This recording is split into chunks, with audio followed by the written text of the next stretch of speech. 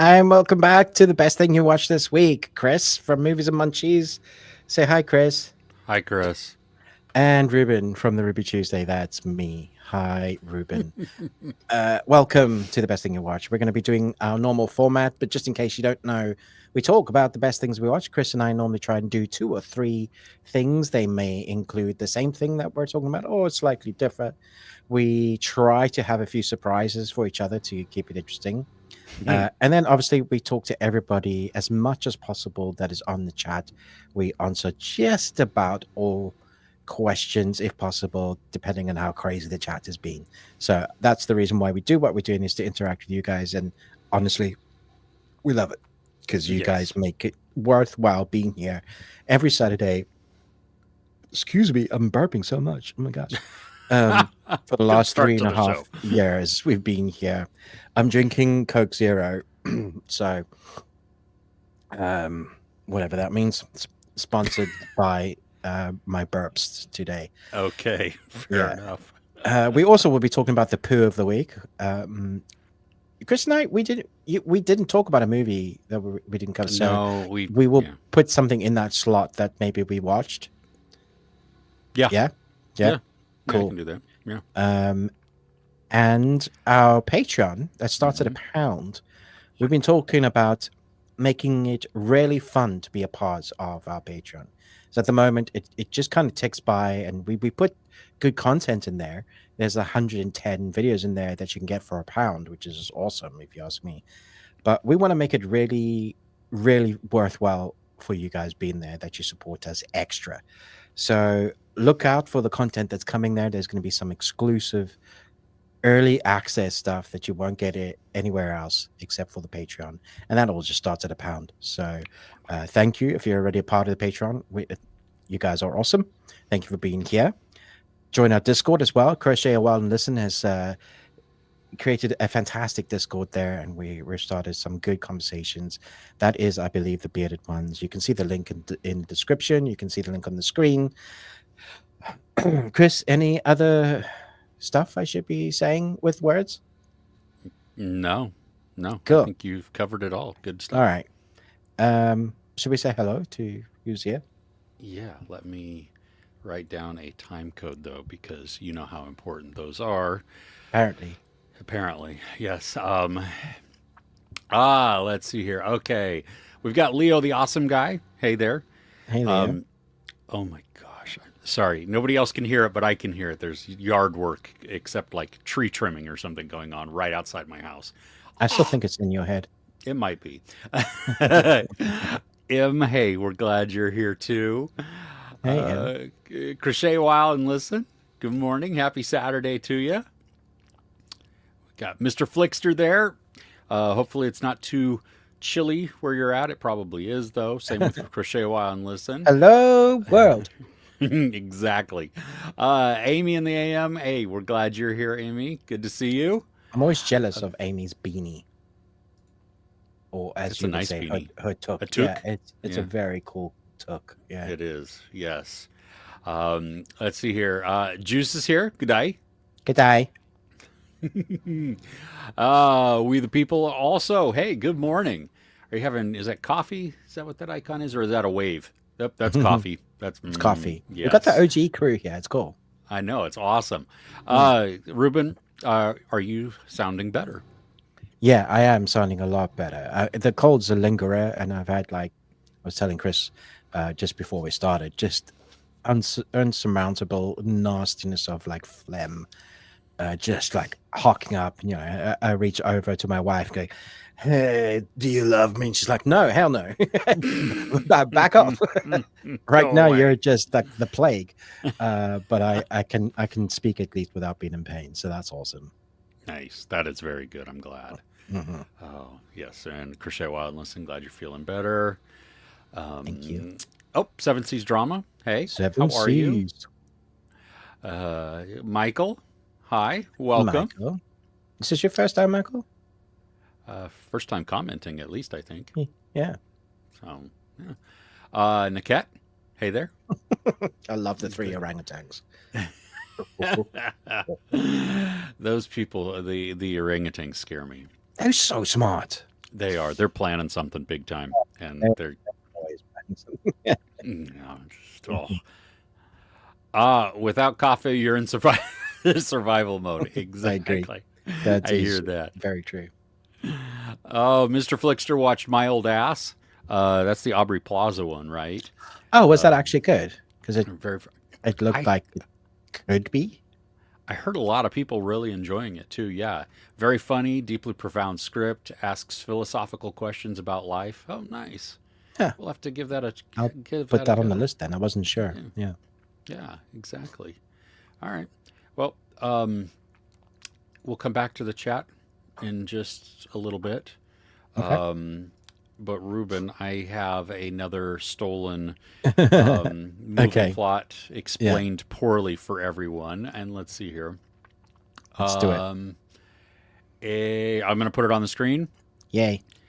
An old man tricks a child into doing household chores, beats up some other kids, and mocks a war veteran.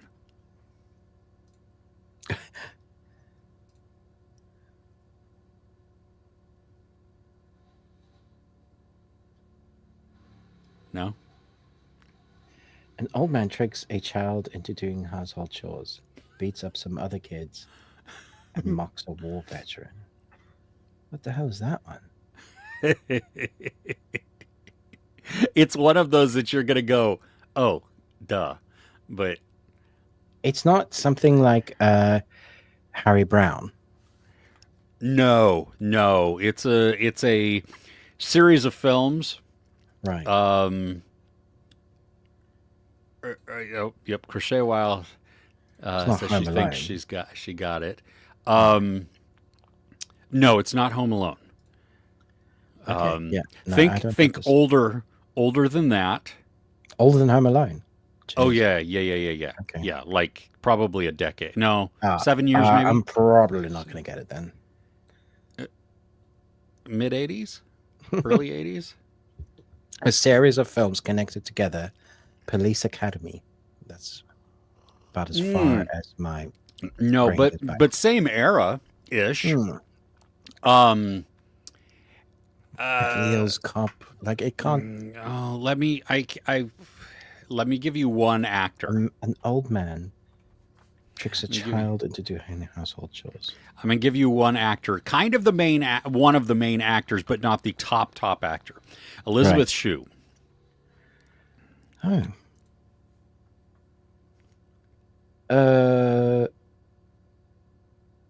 Is she? Trying to think which one. I'm not thinking of. Oh my gosh, not Roadhouse, not Patrick Swayze. No, None of those guys. no. I don't know. Did anybody get it yet in the comments? Yes, I can't see the comments, so that's quite good. yes. You ready? Yeah. Okay. What the? That totally makes sense now.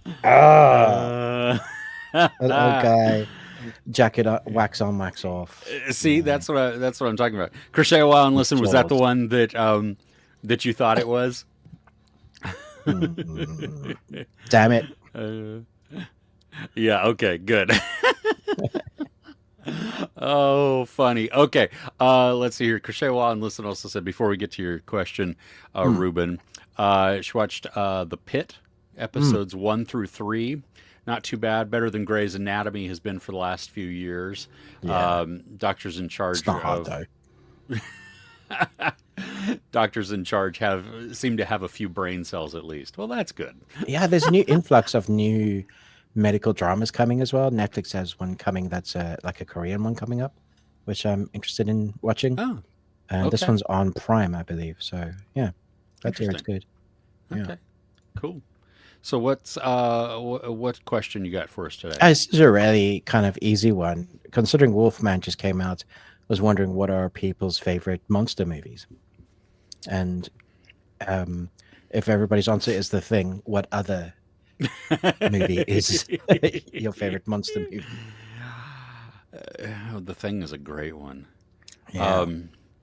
One movie that does not hold up, but I keep it as a really great spot in my mind, Monster Squad. Oh, yeah. Doesn't hold up.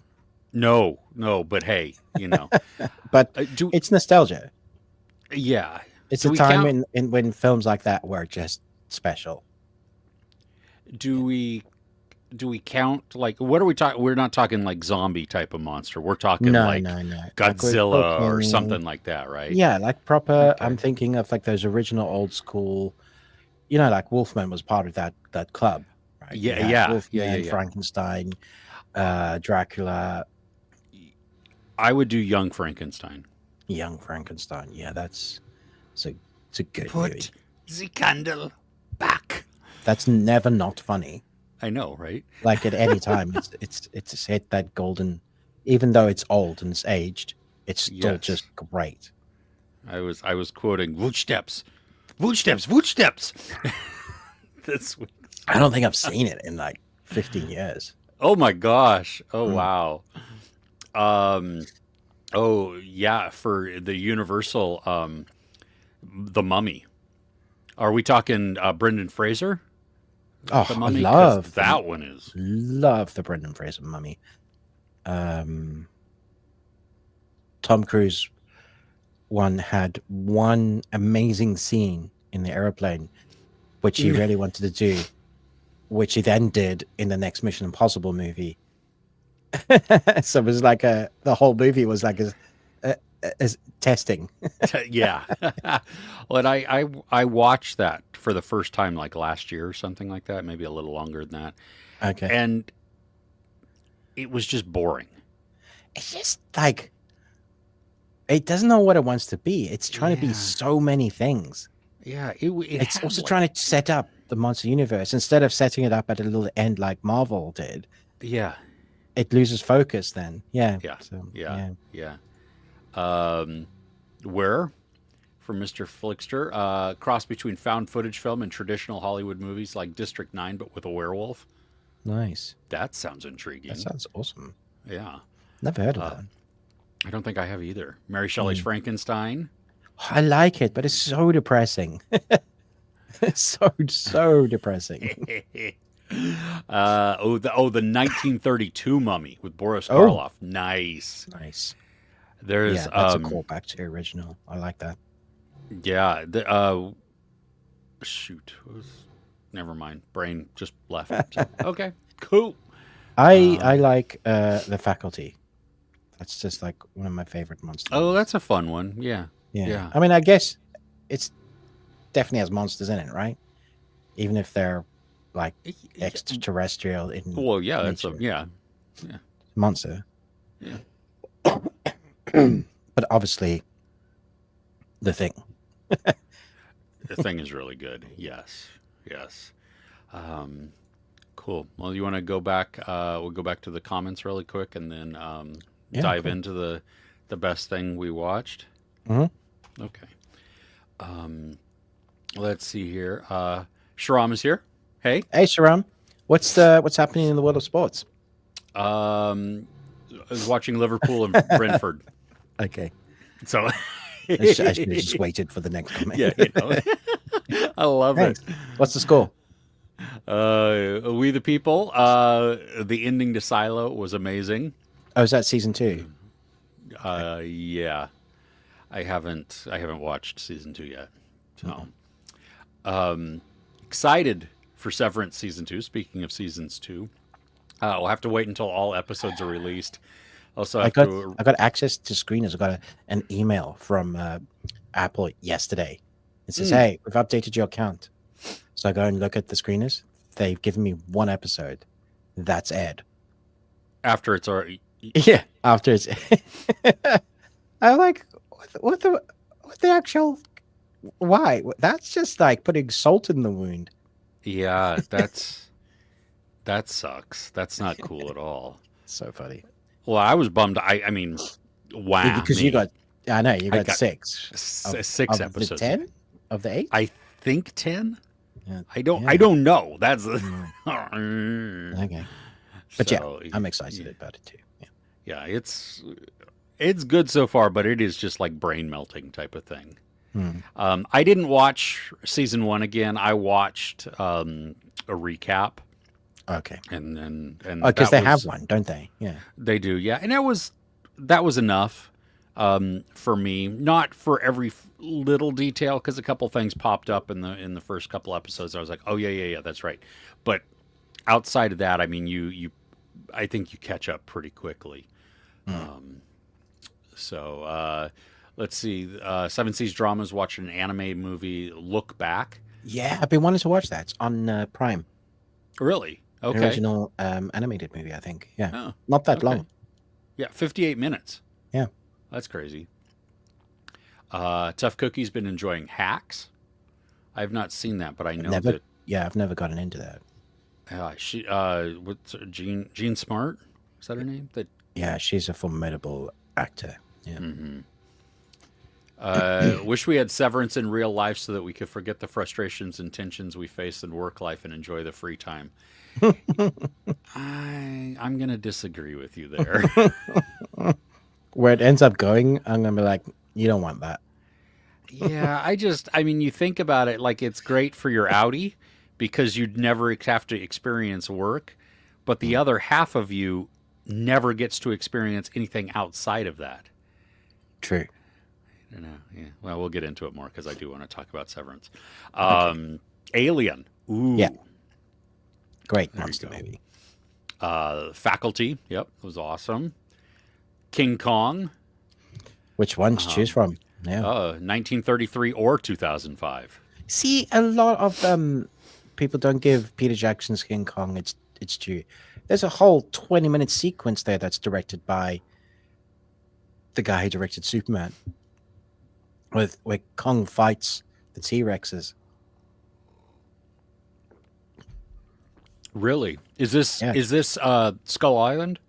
No, Oh, this is Peter Jackson's. the It's like remake. 3.5 hours long. Yeah. Wow. It's Okay. Jack Black going, "It's beauty that killed the beast." That's been forever since I've seen that. Oh, one. right. Okay. Yeah. Yeah, it's sad. Well, the original one's sad too. Yeah, I don't mind. he just wanted, he needed someone to care for. He needed a family, and he found this like blonde bombshell, and he was like, "Yeah, she's my family." And at least he's got good taste, man. Yeah, true.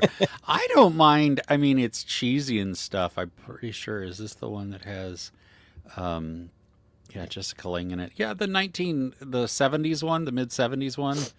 It's just kind of, I mean, it's campy, but Mm. I don't know. I can't like say some of that I remember it if I've seen it. Yeah. Shrinking season 3 really needs to happen. Hells yeah. Nice. My goodness. Might be one of at least his top 5 acting performances, Harrison Ford. There's scenes in there that I was just floored. It's fantastic. Cool. The Blob, Phantoms. I'm gonna disagree with you on Phantoms there. The Faculty, Mimic, really good Yeah. monster movies. Mimic. Like Mimic. Yeah. The Blob is fun too. Yeah. Let's see here. I feel a little woozy, man. All right, we'll come back to everybody in just a little bit. Ruben, Yeah. do you want to kick it off? Yes, I want to kick off with something easy. Okay. The best thing I watched this week was the trailer. Because, a few weeks back we had a trailer for Superman, and it was like Yeah. fantastic. And I think that's because everybody's expectations, they just really didn't know what to expect. Sure. So this week, we had a trailer for Daredevil Reborn, and it's awesome. It's got all the guys back from the Netflix show. You got his team back. You've got Wilson Fisk, and then they've gone dark. And that was the biggest worry that everybody was worried about, was whether they're going to be able to keep, because Disney just hasn't done dark like this, where they're going to be able to keep to the core aesthetics of what made the Netflix series so good. You got the Punisher in there as well, which is awesome. And then if you watch the trailer, you just see bones break in the most brutal way. That like it's a narrated trailer. You like sort of Mm, stuff. mm, It just made me so happy. I was like, damn, not happy enough to go and do a trailer reaction for it and say nothing about nothing like everybody else mhm, does, but not digging at anyone in particular. But I, I think it's renewed my thoughts on whether Disney can actually put something out that's genuine, that's not corporate-fied, that actually mm. has a good script behind it. At first, it worried me that they had to refilm a bunch, but now I'm thinking, maybe it's good. Maybe like that refilming starting from scratch is actually, because it's a long series. I know they're going to put out like in two halves, but it's like eight Mm. episodes and 8 episodes, I believe. Which is So, much longer than any of their other oh, much. shows. So Yeah. they're investing in story, which is great. We get a little inkling into Wilson Fisk's being like the mayor, and so he's gone straight and the good guy, and there's an immediate conflict there because we all know, what he's been up to and how bad he is. Like if you've seen the series, you'll know what he did. You get a little inkling of that guy from the Disney-fied series Hawkeye, the Christmas. Mm. Yeah. But to Yeah. really understand how nasty he can be, you need to see him bash somebody's head in with a car door until it goes pop. Then you understand how dark it is. Yeah, Wow. yeah. I think I figured it out how they're able to do and why Disney was willing to make such a long series.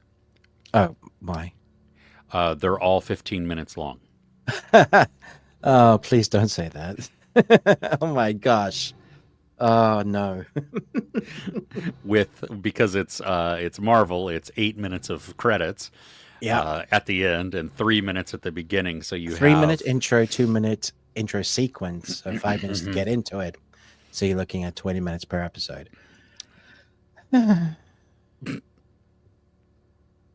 so anyway, I'm glad you're excited for that. Dude, don't bring me down. I was excited for that. Oh man. All right. Good to move on. Yep. What you got? Okay. I want to talk about Severance season Okay. 2.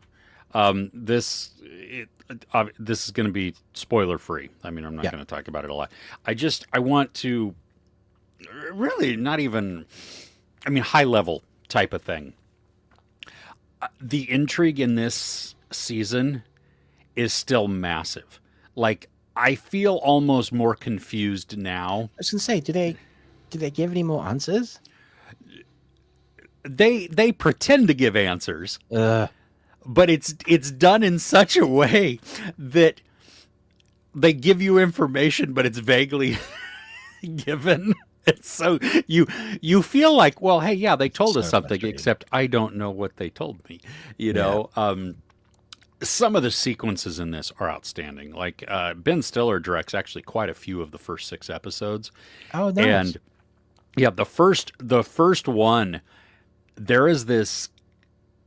It looks like a one shot, like just a continuous take, and it's Mark Adam Scott's Mark going down the corridors of Lumen, and they're all white, right? I mean, that's the sets are so creepy. it's stark and just so pared It's down. unsettling. It is, yeah, very much. Well, and nothing's labeled, or at The least angles. this is done really well. I mean, it is a great type of a following type of sequence as he walks and runs, even to try and figure out where he's going. The camera would then stop when he does, and then pan like through a corner or something, and so you get to watch him come through. I mean, it's just done really, really well. I mean, I would love to see like a behind the scenes type of thing of that shot, because you would think that they just film one side of a corridor, right? Because then they have all the freedom to move around, but the camera moves around in different directions, and so you see. So The behind the scenes is the entire crew running to stay behind with the camera guy. with In panels music and everything videos, else. you see that because there's some music videos that they change sets as they go to do like a one take sort of thing, and there's this interchangeable, literally walls and moves. So it's a moving system that has to be timed so well. Maybe it was something like that. Like you said, behind the scenes of that will be awesome. Yeah, could be. That would be great.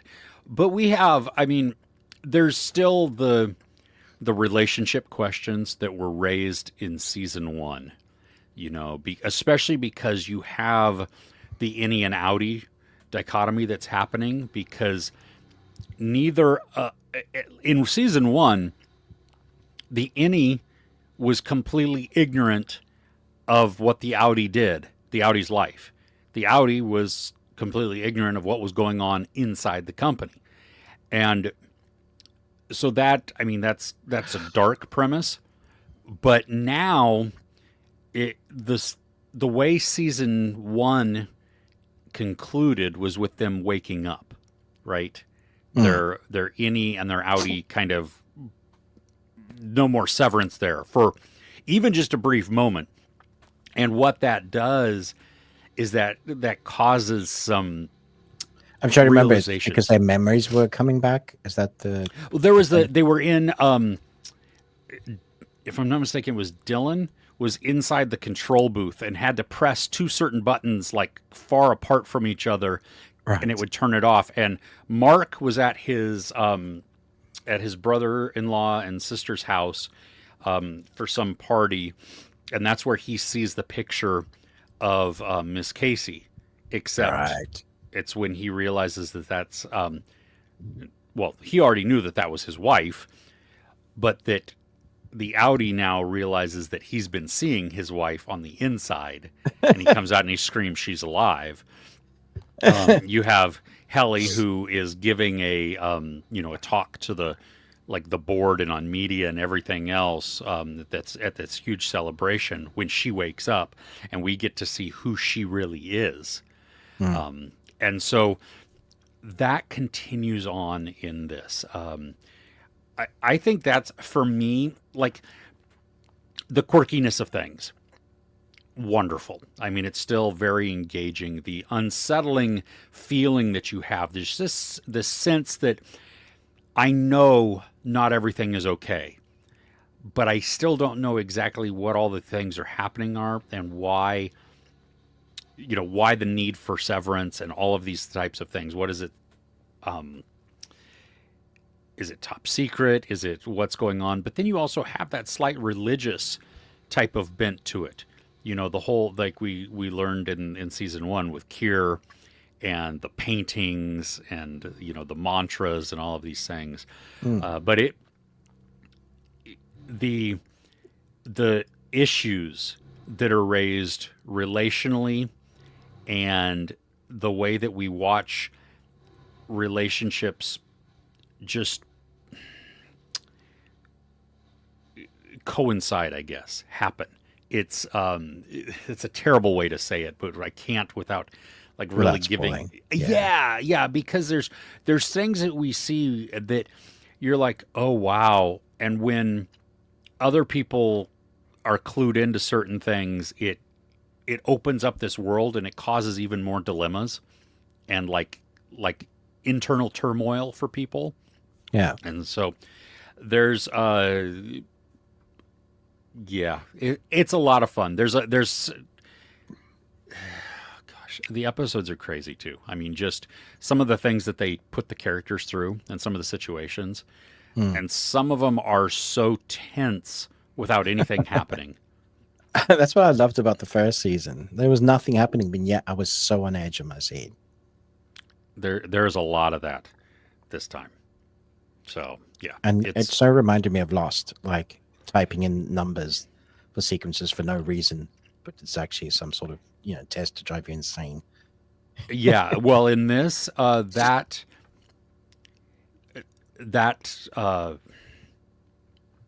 the job, I guess, has been hinted at as a goal, as something larger. No idea what that is. Oh, so there's actually a reason to do all this crazy wacky stuff. It's actually addressed, yes, but still frustratingly in ways that make you think like, oh, they're going to tell me something, and they don't. They're not gonna. We're never they gonna know. they've talked around it, It's gonna be like this is their purgatory or something. I hope not. Yeah. So anyway, yeah, there you go. Severance season 2. I would. There is definitely enough to watch once per week and be okay. And Okay. not be upset by any means. Huh. Yeah. All right. Yeah. Nice. So Do it. back to comments. You can't hear that? You can't hear that? No? A little bit occasionally. Okay. Is it loud for you? Yes, it's driving me nuts. Krishewan, listen, so the best thing that you watched this week, Castle Season 4, 5 out of 5. Wow. Okay. Solo Leveling, Season 1, great Right. soundtrack too. Mm. Silo, Season 2, not word for word to the books, but the main story's there. First 2 seasons were just book 1. Wow. I love it when a series or a movie sticks to the heart of something, but doesn't change too much. You don't. Just trying to think. No, because I remember the end of season 1 of Silo, and that was like the end of the first book.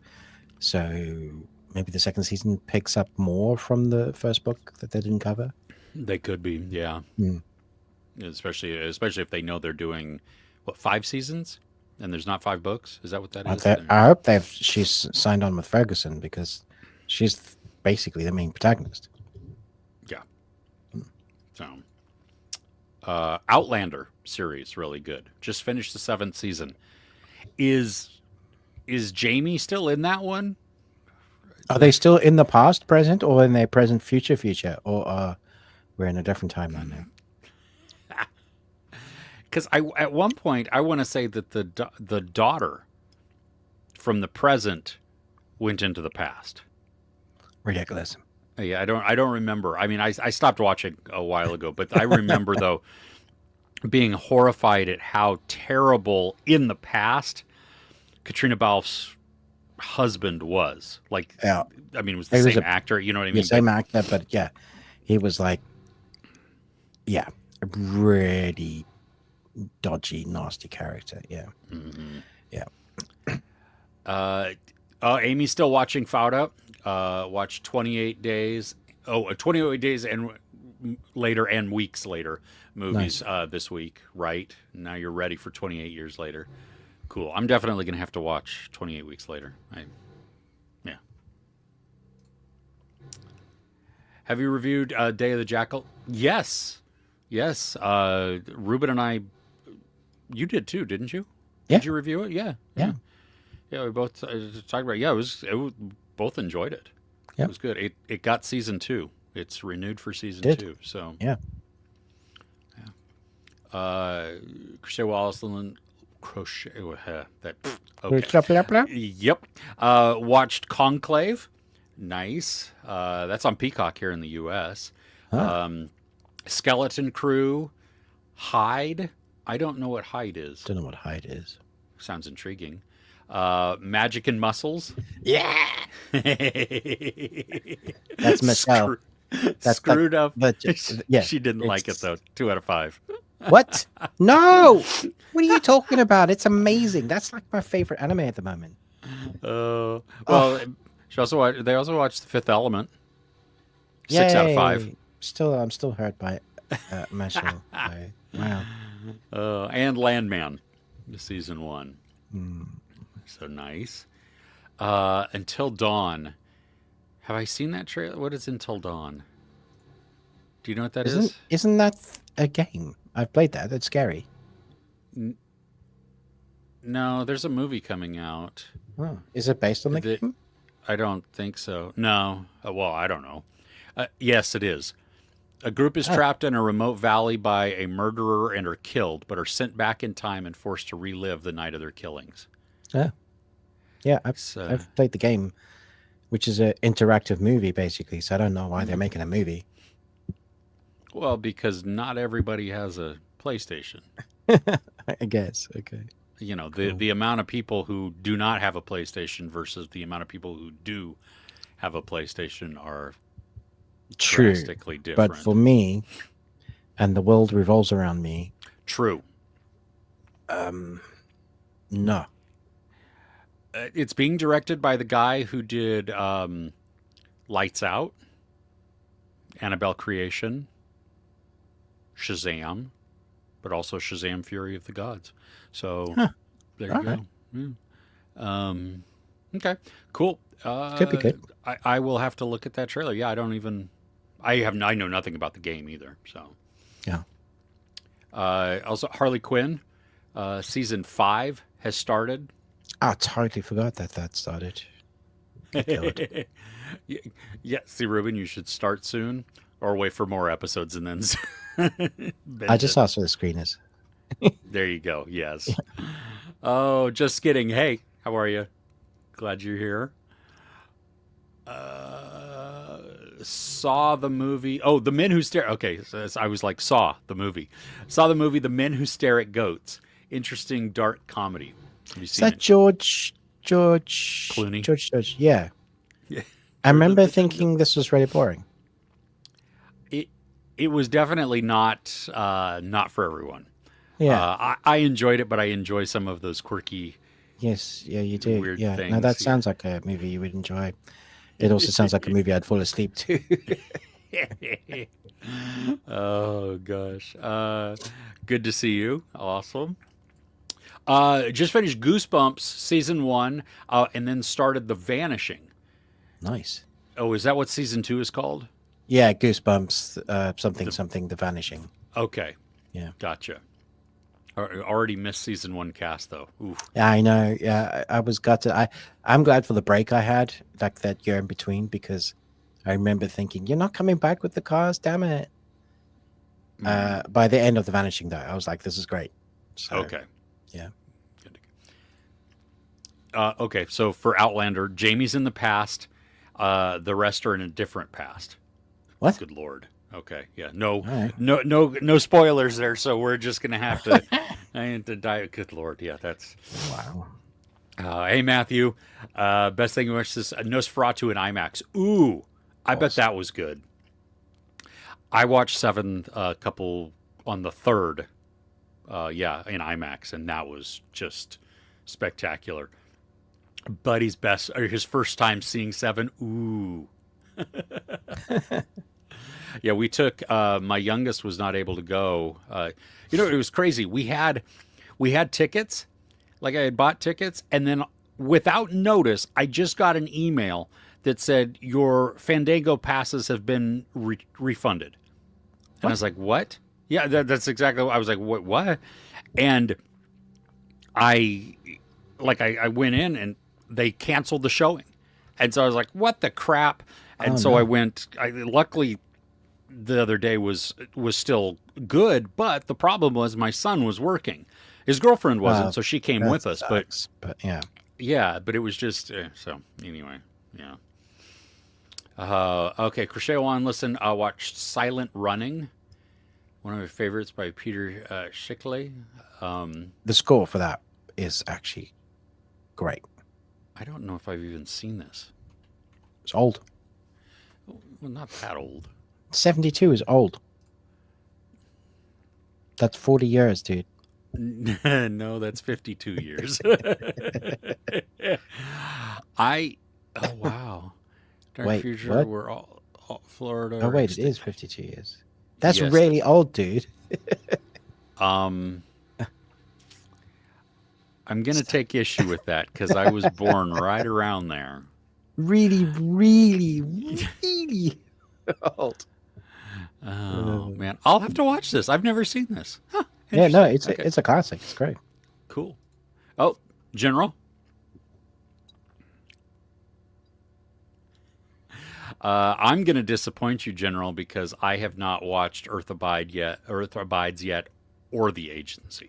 I'm gonna watch Earth Abides, but it's not all out here, Oh, really? which is weird. Yeah, Because it's only we're 4 getting- episodes or something. yeah, we're getting like week by week episodes, so they haven't dropped the whole lot. Yeah, that's how they did that here. Okay, but- yeah, I think we're on 2 or 3. So, watched then. I tried going back to the agency, found it incredibly boring. So was obviously not for me at that time. Okay. I've been still, and luckily my wife has been on the same path with me as Dark and Murderous. And we started actually several movies last night that were all poo. And yeah, and then finally found one that seemed promising and was just okay. So Oh, okay. seeing Wolfman tonight, nice. Call sign Maverick, hey, that's awesome. Hope you enjoy it. I think we're going to be talking about that in a little bit. Are you guys going to review Netflix's Exo Kitty season 2? No, I'm not. I think I watched season 1. I don't even remember. What were you going to say? I think I'm taking offense to Lovey's comment for one. Not sure about Ruben. Doesn't look like. What does that mean? I can get on to my feminine side. I have an understanding of what that is, and I remember talking about the first season, actually enjoying the quirkiness of it. Their fish out of water character. I think season 2 she goes back to Seoul. So yeah, I don't. like it wasn't high on the list, but I wanted to get to it. It comes out in a couple weeks, I think. Oh, I thought it was out. No, it's out. Is It's it out. out? Yeah, Oh, it it's came out on Thursday. Oh, Yeah. okay. Yeah, no, I'm not going to watch it. Yeah, there you go. Okay. Oh, hey Noah. Yes, I'm joining Noah on his show this coming Friday. Where let's see, it's going to be at 4:00 Eastern time. Or no, sorry, 4 p.m. West Coast time. What- So, What's Noah's show? I don't know. He does a lot of Hallmark stuff, but I don't know he's gonna send me what we're gonna be talking about. But it's just gonna Okay. it's gonna be a time to hang out and chat about TV and movies and stuff. So I'm excited for that. So Nice. yeah. So everybody, What's his channel called? it's just Noah Kaser. Oh, okay. Cool. So I mean that's the That's his username there. So Username. All right. Cool. yeah. Nice. Nosferatu really good. The mustache destroyed the scariness of the movie for me, though. I swear, so many people hung They up on just that. It's got mad funny. about the Yeah. mustache. Are you being serious, or is that a joke? No, I'm probably sure Inquiring they- minds want to know. Yeah. My guess is no. But hey, Badger. Yeah, David Lynch. Yeah. You're going to be having a Twin Peaks marathon in his honor. Very sweet. Nice. Yes. Yeah. The legend and creativity there. And the best version of Dune. There was a short that he did on Netflix. It was done in black and white, and it involved a monkey, and he was on a train. Is that not just one of your, like, when you've had too many edibles? You would think so. No, this was very bizarre. Okay. You should. I don't even know what it's called. It's like 17 minutes though, so it's not even a long thing. But you should. Wow. You should give it a watch. I don't know if I should. Should I? Yes, you should. You should experience that. Everyone should experience that. Maybe we should. Earth Abides is all out. Okay. Not in the UK, or at least on Prime. Yeah, in the U.S. it is. So, Chris Retzloff, hey, Wolfman was okay. Do love Julia Garner. Can't wait for her Silver Surfer Shalabal. Yes. Yeah. What does that mean? She is Shalabal, the Silver Surfer.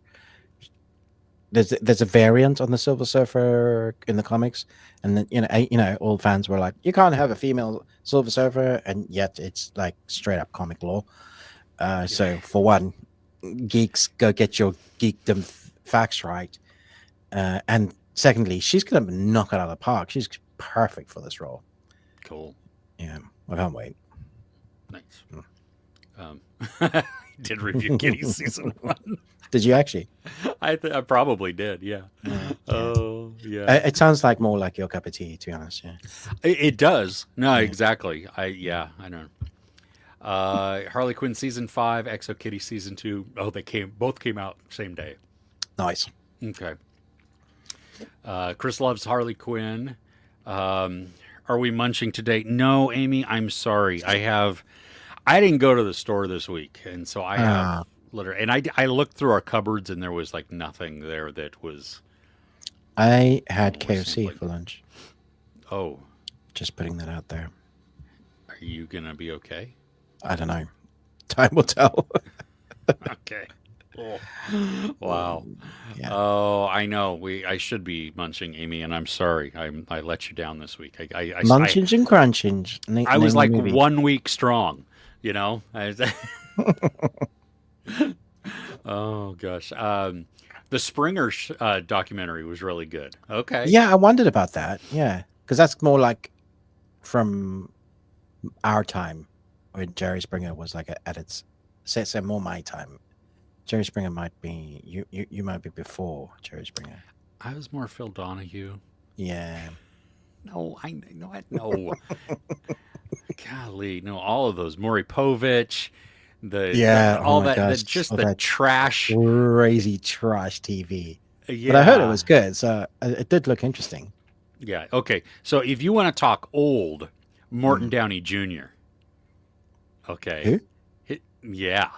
Walked around smoking the entire time. And he was rude to everybody. I loved it. All right. And We the People was serious about the Nosferatu mustache. Oh my gosh. Oh. The best thing we ate this week. Ooh. What did I eat that was even worth talking about? Yeah, we made. I made some grilled chicken that was pretty good. It's just a lot of lemon pepper, lemon juice, a little bit of olive oil, or actually avocado oil, salt. But then I put in cumin and cayenne pepper, and it gives it a slight, like fajita taste a little bit. But the lemon is not overpowering. Most of it burns off, but it still soaks in enough to give it just a little bit of tang. So that was good. My son and I went, before we went to watch The Wolfman, we went to this cafe, literally called the Cozy Cafe. Nice. And it has some like really cool decor and greatly priced, but we both had what is classed here in the UK as a classic English breakfast. And that was great, but I ordered a coffee, a cappuccino, and the guy there, he's a barista that just is good at his job. Like, I go to Costa, Nero's, a couple of others, and every time I walk away disappointed because the art of making coffee has been lost them. It's just over, quick in and out. People get, I want this and this in the coffee, and it's always burnt. Like, they don't know that you're not supposed to get the last couple of drops of the espresso shot because that's the most bitter. And coffee actually shouldn't be bitter. It should be, there's a sweet taste to it for the cocoa beans. Just, it's all like how you, and depending on the cocoa bean, all that. Anyway, so this guy, he made this amazing design on the top, looked perfect. And I didn't add any sugar to my cappuccino because it was sweet enough.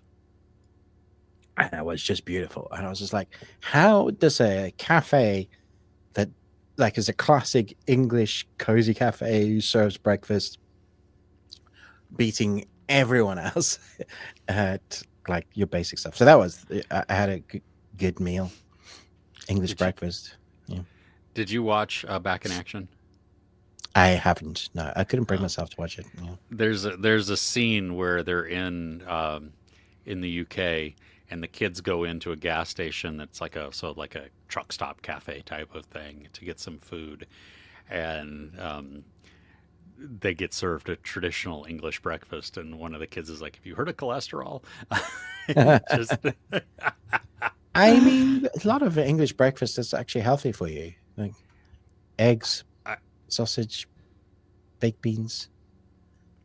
Toast is not so good for you. Baked beans in the morning? Why would you start somebody off like that? With That's coffee too? that's traditional.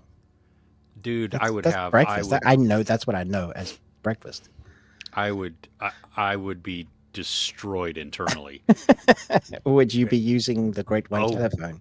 yes, and then it would be destroyed too. Okay. Oh gosh. I know I don't have any munchies this week. I'm sorry.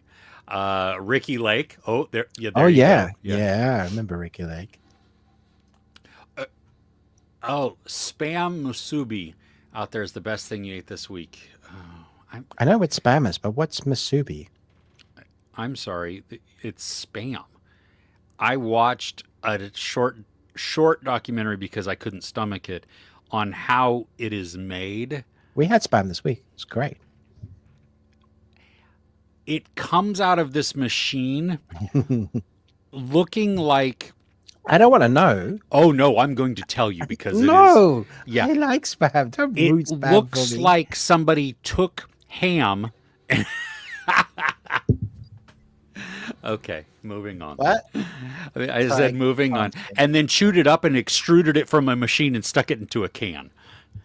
And it's like golden chocolate. Yeah, I agree. It's just, I was like, and I know, like my daughter-in-law loves spam. Yeah, it's awesome. And there's something wrong with You her. can eat it raw as well. You don't even need to cook it.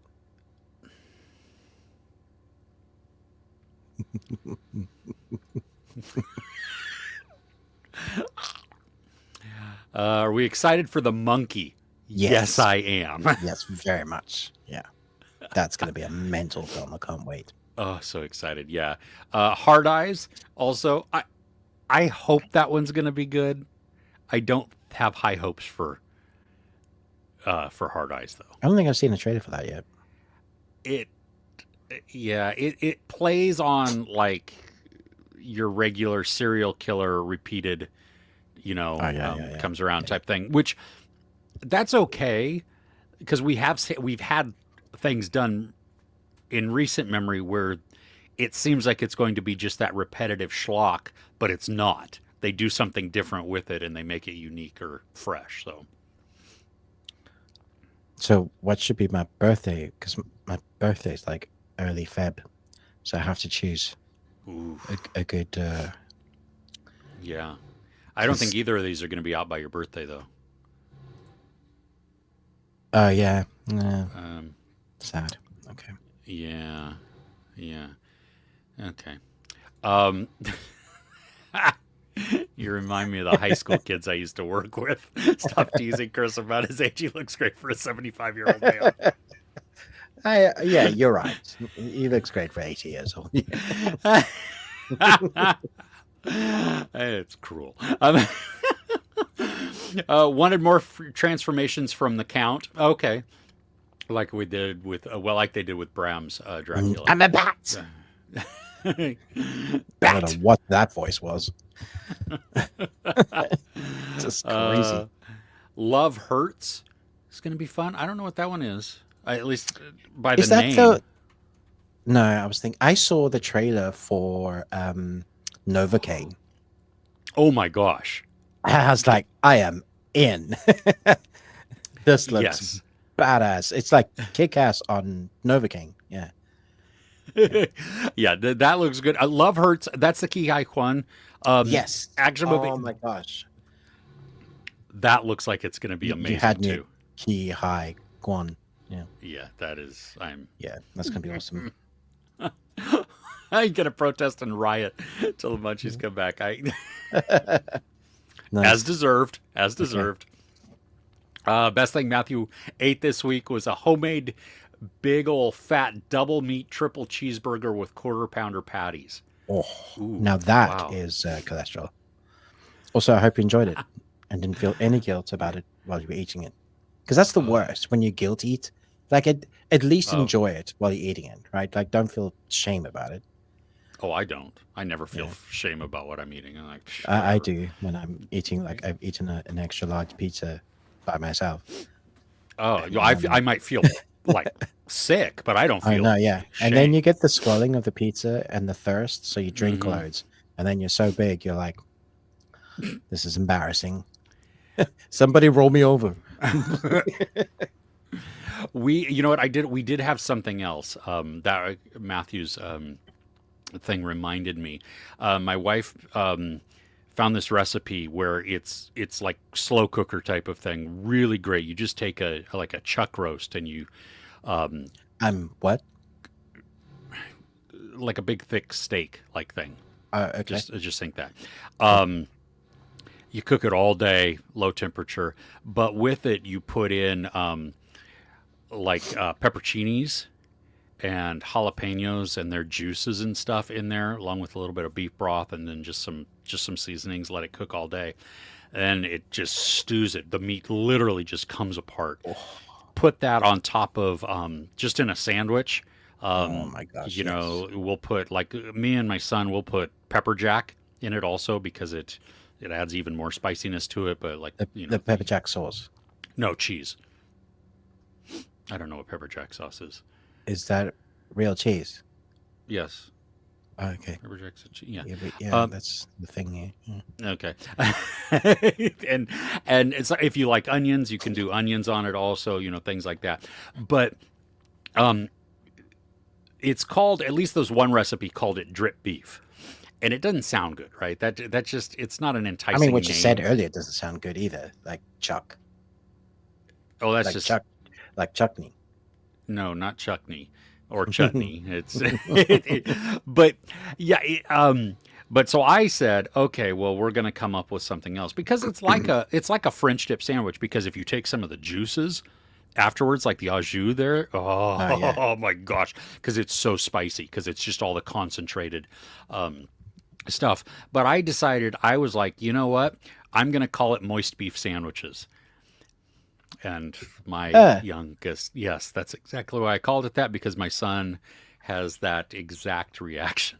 And so I say it as much as possible. oh, I hate the word moist. It's I just know. Yeah, we had moist nasty. beef sandwiches. It was wonderful. I have some leftover meat, so I'm going to I have just I think of like soggy bread. Oh Oh no, you no. toast the bread so that and if you use like a ciabatta or something that's more substantial, it doesn't break down as fast. And so Right. your sandwich can be juicy and moist and then Without being soggy. yes. But the word moist implies sogginess. No, it just implies moisture. It's moist. It's a moist beef sandwich. Come on, guys. Let me know. Is the word moist okay? It's totally okay. Badger made she snorted her coffee. Yeah, Ricky Lake. Oh gosh. Oh, with the Gorge with Anya Taylor Joy and Miles Teller. Oh my gosh. I at first I thought that was like it was going to be some stupid movie or something, and like it was an something they had done years ago, and it was just now getting a release. And then I saw the trailer, and I'm like, oh my gosh, I'm so intrigued. Have you Oh, seen it? no. I thought Miles Teller was the magician.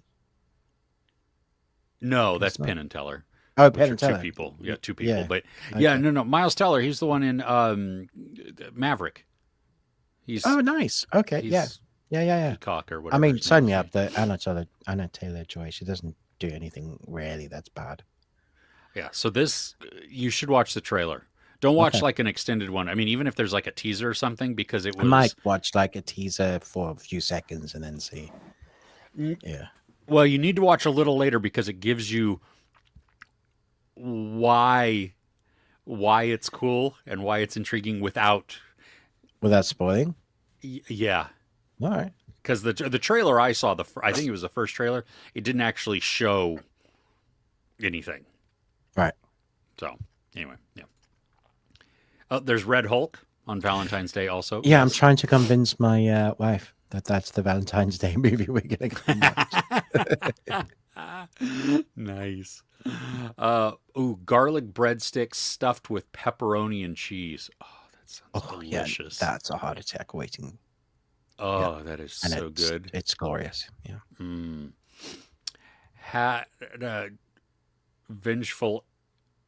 Oh, Had a a veggie full veg. English. Oh, what is a veggie What's a English? veggie full English? So can you have eggs? Because It depends, I guess, on where you sit on the whole and you can't have vegetarian thing, bacon, which is part of the English. or Guess you can sausage. have the bread. You can't have the sausage. You can have the baked beans, the mushroom and tomato, Why would possibly either of those spinach two and things? salmon. But that's not. You can't have salmon. What's in that veggie full English? That's not full English, then, is it? It's just a half-assed attempt at trying to be relevant. Sorry, that was too much. Oh, looking forward to the monkey. Yes.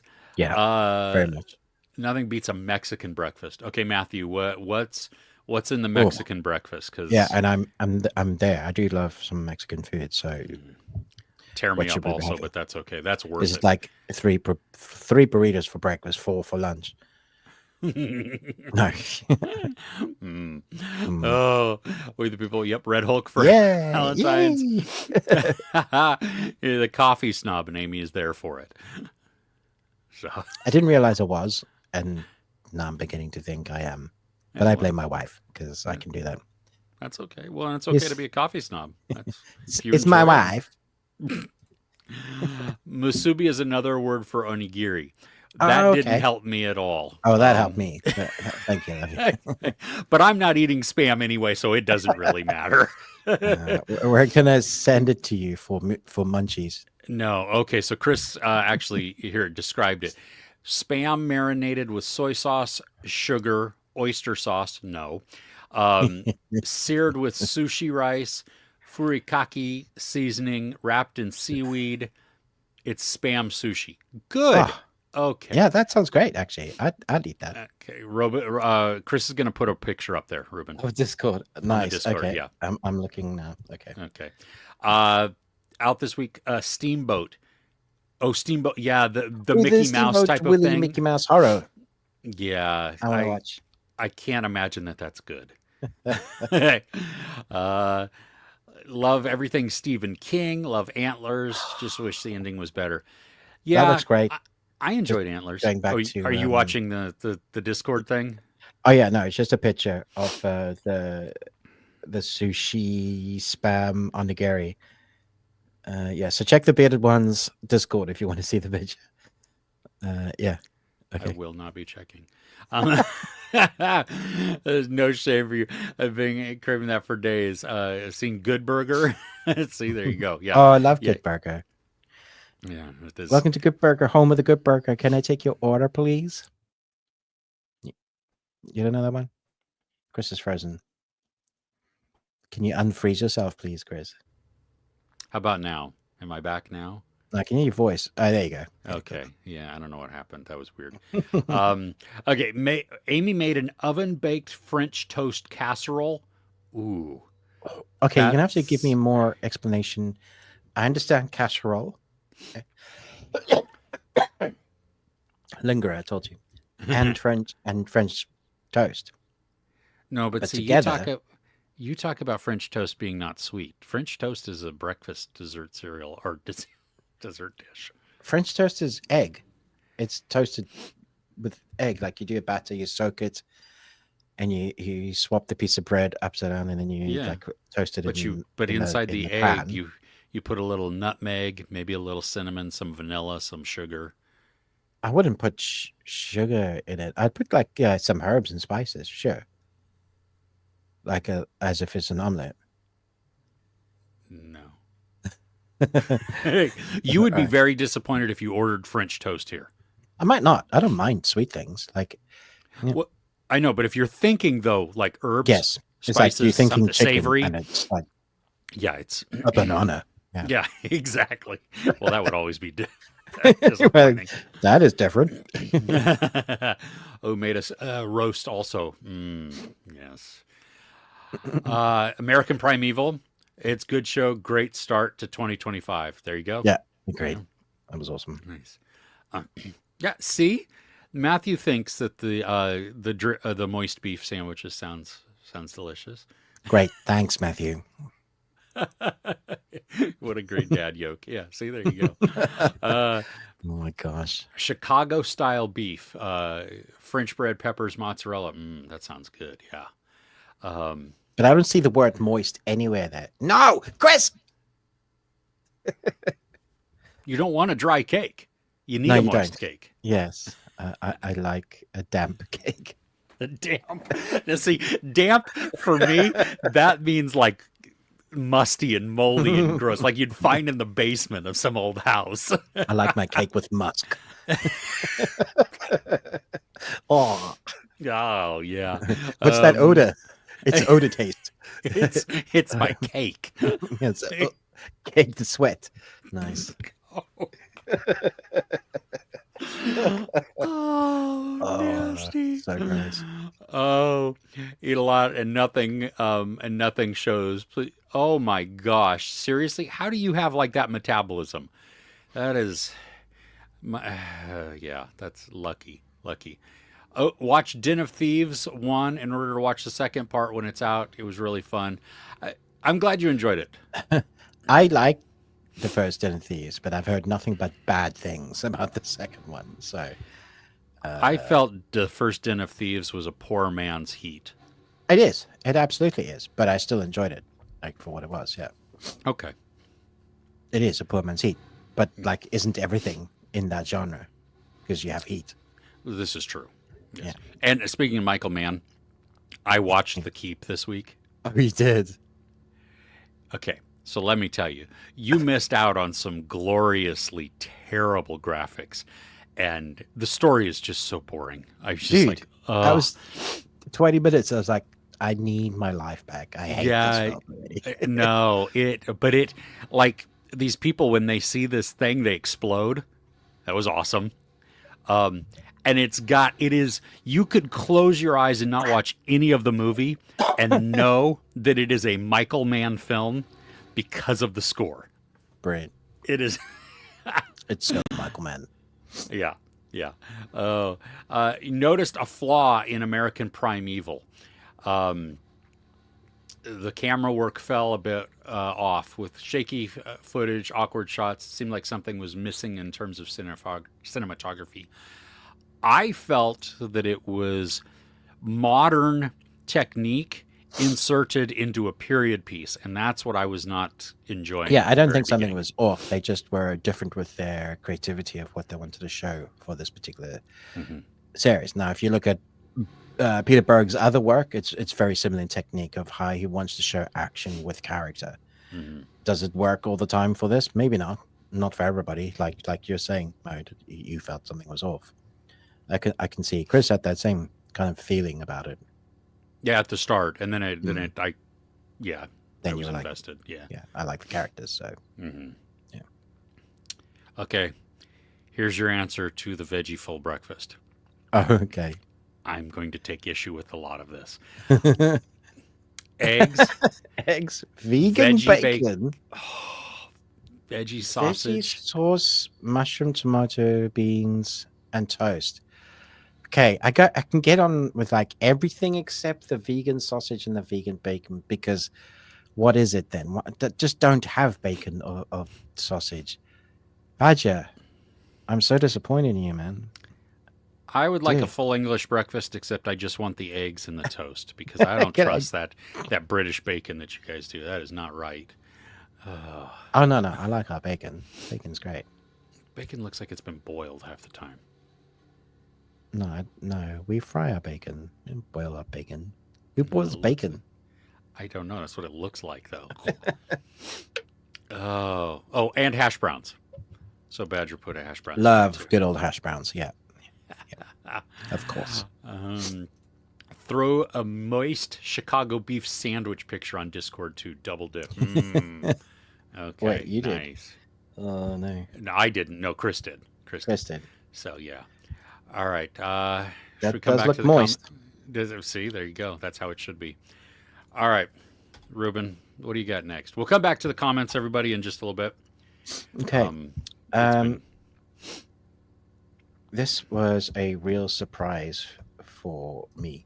Chris, this is one you need to put on your list immediately. It's murderous. Okay. It's dark and dreary, twisted, has a fantastic reveal at the end that I didn't see coming. Some of the twists you will see coming.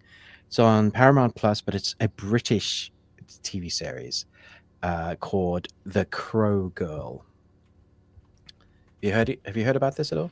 I have not. I am looking Ah, it up right now, though. okay. 6 episodes. They all came out. I started watching it yesterday and I finished it today because I was invested. DCI Janet Kilburn, an eminent psychotherapist. DCI Janet Kilburn, an eminent psychotherapist, Dr. Sophia Craven, joins forces to hunt the killer of young men. The investigation takes Janet and Sophia into a dangerous world of historic abuse and murder. That synopsis is shit, as per usual on IMDb. One of our main actors here is from Torchwood. For anybody that's like a fan of Doctor Who and the Torchwood vibe, you'll know the actress who plays DCI. Eve Uh, Miles. yeah, she's fantastic in this. She's a character that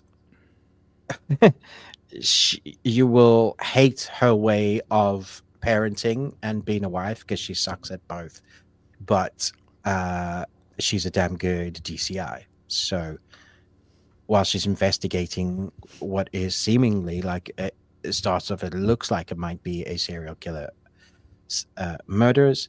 She is hyper focused just on solving the case, and so her marriage will start falling apart. Her relationship with her son, and everybody kind of hates her because she burns all bridges when meeting other people in her work of life to get the next lead on the case.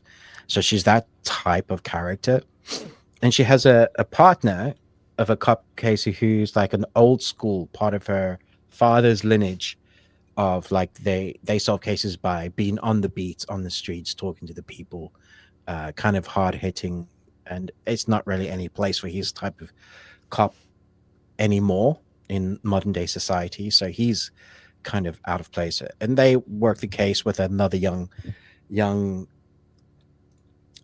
cop dude who seems to be very smart in the know but not sure of himself, not wanting to step out. So you got these three DCIs that are working this case that becomes more harrowing as we get a reveal of each body.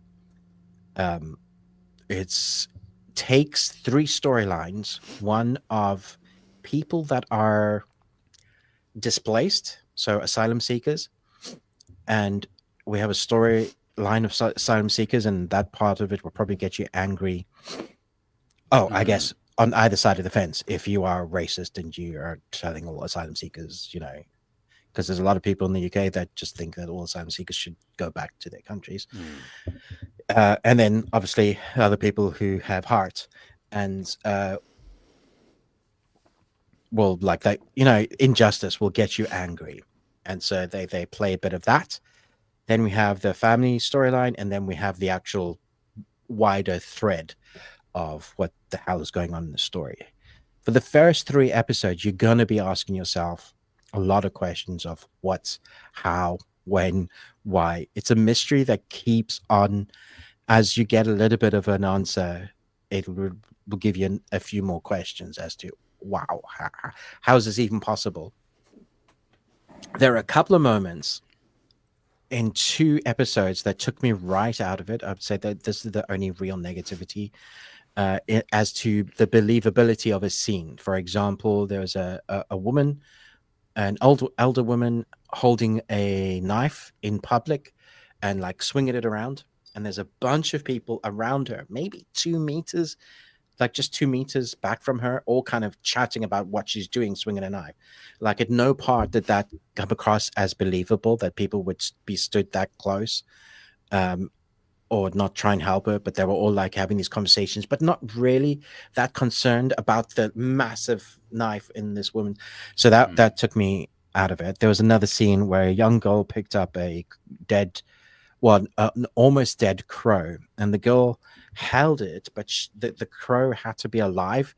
So you could see the girl moving the wing of the crow to make it appear like it's alive, and I was just like, that comes across that's so the opposite of well made. Mm. what's the word I'm looking for here? Amateurish, which is Ah, weird because the acting is great. The writing, for the most part of the characters, is very caricature. Like mm, you could definitely see this cop is that person, this cop is that person, this person is that person. So although I don't think the characters themselves are written spectacularly, the mystery is what kept me really invested in watching this. And because it's a one and well, it's not a one and done. There's a big arc that is done within the 6 episodes, but there's a wider arc that will continue. It literally says to be continued at the end of the 6 episodes. So you have a story. There's enough of completion that you will really enjoy. The reason why, Chris, I say that you will enjoy this is because of its premise is dark. Apart from the murder and stuff that you always get in these kind of serial killer series, it's what's going on with the people involved in the case, especially those that have been abused, and we see how that's changed them, the negative impacts of their life, and what has become of them. So even though we're following the case through these detectives, we see the other part of the story with the abuse and how those paths interconnect into the wider story, and then we get those answers that we want at the end. And it's the realistic nature and the brutality that we see in that. And there's a lot of moments where you get characters where you're going to be rooting for violence on screen, wanting, when you've sat, you're watching something and it's so nasty, but it's so riveting at the same time, right? Like you love your dark and murderous stuff. mm-hmm. But there's a few people, or maybe a couple of people, that really need to have their comeuppance. You're gonna Yes. have that in this. Oh, And it's okay. wonderful. Like, there's a torture scene that I like. Yeah, I wish it was longer. Because I deserved it, right? Oh yeah. Okay. Oh yeah. Yeah. That always frustrates me when you have something that where some huge injustice has been done and the payoff against the perpetrator Yeah. does not match Yeah. the brutality, or you I know what I mean? Like, often get upset where people take justice into their hands and just kill them because they get off easily. Like, that's it, done. If they get arrested, they can spend the rest of their life in jail. And if they've done something like abuse wise, often police, as they release them, will just mention to one person in the yard, this person is in for this. And you know that person's going to have a rough life for however well, long they get to live. you also though don't have to kill them or turn them into the police. I mean, you can No, chain you them could like in have a your bunker. garage, cut out Yeah, their tongue, sever their vocal cords, and then have your way with them for years. true. I mean, depending on the extent and how dark and demented they've turned you into. But often monsters create their own monsters and they're the demise of themselves. And this explores a little bit of that. Ooh, Yeah, it's pretty interesting. dark. I How, literally went to my partner. Yeah, this is dark. Chris will love this. how did you even like stumble upon it? I was just looking on Paramount, what's new, and this Uh came huh. up. Yeah, Wow. I Okay. was like, gave it a go. Nice. Yeah, All right. was not on the radar. Th- That's cool though. I'm gonna check Apparently, it it's out. brand new, the 2025 release. So Yeah, I think it just came out like this week. yeah, I think so. Yeah, So awesome. Okay, I love mm, that they're all the episodes are out too. exactly. That's so Yes. good. Yeah, Yes. Cool. All right. Good to move on. yeah. What you got? I watched a movie again because I was in a dark and murderous mood. Um, One day when you say you're not, I'm gonna be like, "Are you all right? Are you okay?" no, it just means I've taken care of some things. All right. Um, Yeah. Your fridge is full. Your freezer's full. no, I'm not keeping it there. I'm putting them in the backyard. That's Okay. Go. they'll decompose faster. Um, there's there was a movie that I had wanted to see but had never watched it before, and it was called Haunt. It With the clown. is Yes, there's a clown face in the poster. on the poster there. Yeah. I know. Now, what I did not really now this is not the greatest movie. Okay, this is don't It's just a this is not tribute. this is not like drop everything to run and see, but it had moments in this that are great. But the writer directors of this also did wrote and directed Heretic Oh, 65. You enjoyed 65, right? yeah. Yeah. So they've done other things. They were part of the writing team for A Quiet Place. So Okay. okay, the So they got some premise. skill in this genre. Yeah, yeah. The premise in this is rough at the beginning, but you have these like college kids who want to. It's Halloween night. They're going out, and then they decide, what else are we going to do? They decide they find this flyer for this like extreme haunted house, and they go to it. Hmm. Once they get in there, it's it's like the worst thing you could ever think of. Like just they see things that you're like, oh my gosh, that was really vivid. That's crazy. I am not okay, but you got to keep going. And things get worse after that. The there's a unexplained type of twist, not twist, just an unexplained portion of it towards the end, Hmm. which could work to either frustrate you because they don't give some information, or I could see how possibly if they do give some information of why, it ruins some of that unknown, which creates a little bit more of the dread. Right. Either way, though, there are some couple of brutal moments in there. They don't show all of the violence, which I was actually a little bummed about. Hmm. Um, Is it an but R or it is is. it Oh a yeah, yeah, yeah, yeah, yeah. No, R? it's. Okay, good. I mean, it's proper. They when they show violence, it's gnarly. Cool. Um, and so it had some really good tense moments to it. I think that's what it is because it's enclosed location where we don't even know what's going on.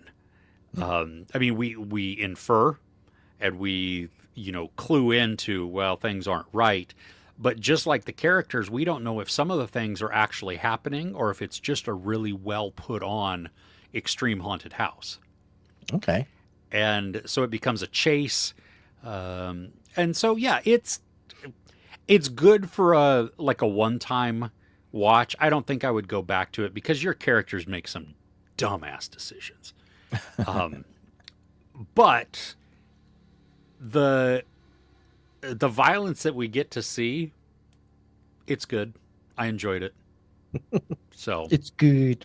yeah, yeah. So if you've never seen that or you want, put that on your list What because what made you choose this that was on your uh, list? it's dark and murderous, and it's just been on my list. It's been one that I've wanted to see because of um, the poster. Okay. Yeah. I didn't have huge expectations for it. The poster looked uncomfortable because it's clown masks, Right. and Yeah. you know, so I gave it a go. Yeah, it was better than the last handful of horrors we tried to watch last night. Oh So that gosh. was, Okay. yeah. Do you want to go on and then go back to the comments? Like Sure. continue on a little bit? Okay. Yep. What else you got? Yep. I'm going to talk about Wolfman. Nice. Yeah. So there were only 4 other people in the cinema with me. It was in the second biggest Wow. screen of the cinema complex. So, and it was just before 3 p.m. showing. So, I mean, I guess a lot of people still could be at work, but Yeah. a lot of people in the UK have like what they call like early Fridays, where they'll the clock off work, Hmm. like do a half day or something. So, and you could see they expected it to be full because being in the second. So it was a surprise for me being in a basically empty theater. However, if you were wondering whether you should watch this at the cinema, I would urge you to watch it at the cinema, mostly because of the blacks. Mm. The It's largely at night. 90% of this movie's at night, and the black color with whatever lens that they're using in this, it's like super grainy. And you can only see what, because there's two perspectives that the film shows you. You can only see what the protagonists, what they want you to see at the time that they're showing you until they switch the thing. So anyway, I went in with an expectation of this is going to be a monster movie, but it's going to be a little bit in your head monster movie. That's what the trailer kind of gives you. And I liked this movie a lot more than I expected to. I don't know if I was going in with low expectations. I like the director, who did The Invisible Man. Is that Mm-hmm. right? Yeah. Yeah. Mm-hmm. I love that. I thought it was a really good exploration at an IP that's been done a lot as well. And this one's been done a lot. And I like the idea of leaning more into the disease, not really being a werewolf story, but more a wolf man story, literally the title. I like the idea of getting to see from the perspective of the man that has been infected. Not like we've seen transformations, but I don't know that many we've seen the perspective of the change. So what he sees, and then using different camera techniques. Uh, it's one of those films that's going to spur in some conversation as to kind of the favorite moments that you enjoyed in the movie. For my son and I, no spoilers, don't worry. There's just camera techniques that we use. One in particular, when he's starting to go into the transformation, he leans over and the camera twists with him. And it was such a good way to put you in the zone of exactly what the guy was feeling. And that's what I think nails the film. Everything in the movie, every shot is identified as horror, intense. It's beautifully shot, but it's so horror aesthetic. So the aesthetics that you're going to be feeling will have you on edge the whole time. It it's like they took a script that was basic and the formula that is also basic, but they took it and they went, now we're going to put some heart in it by establishing the characters at the beginning, give you a little bit family dynamic, need to work in their marriage, kids with them, father has died, go on a journey, have to get there. Boom. Like it's a really easy plot, but they've nailed it. So they've taken the scripts and I feel like they've gone over it 20, 30 times to get it down to the short kind of in and out. Like this is it. This is exactly what. And then you just have sequences that'll put you on edge, and then they get to play with like the color palettes, the creations of what the monster's going to look like, the different lighting aesthetics for each perspective, and then the score that is utilized like bearingly, like in little bits, but brilliantly when it needs to be, and then the sound design that comes in perfectly. Like the sound design in this was just heightening the moments of elevation of what you're meant to be feeling. I love the score that comes in right at the end. It just kind of goes. It reminded me like Hans, like roar. It was just really setting the scene. This was much better than the comments I see on the internet. Like I don't. What were they expecting?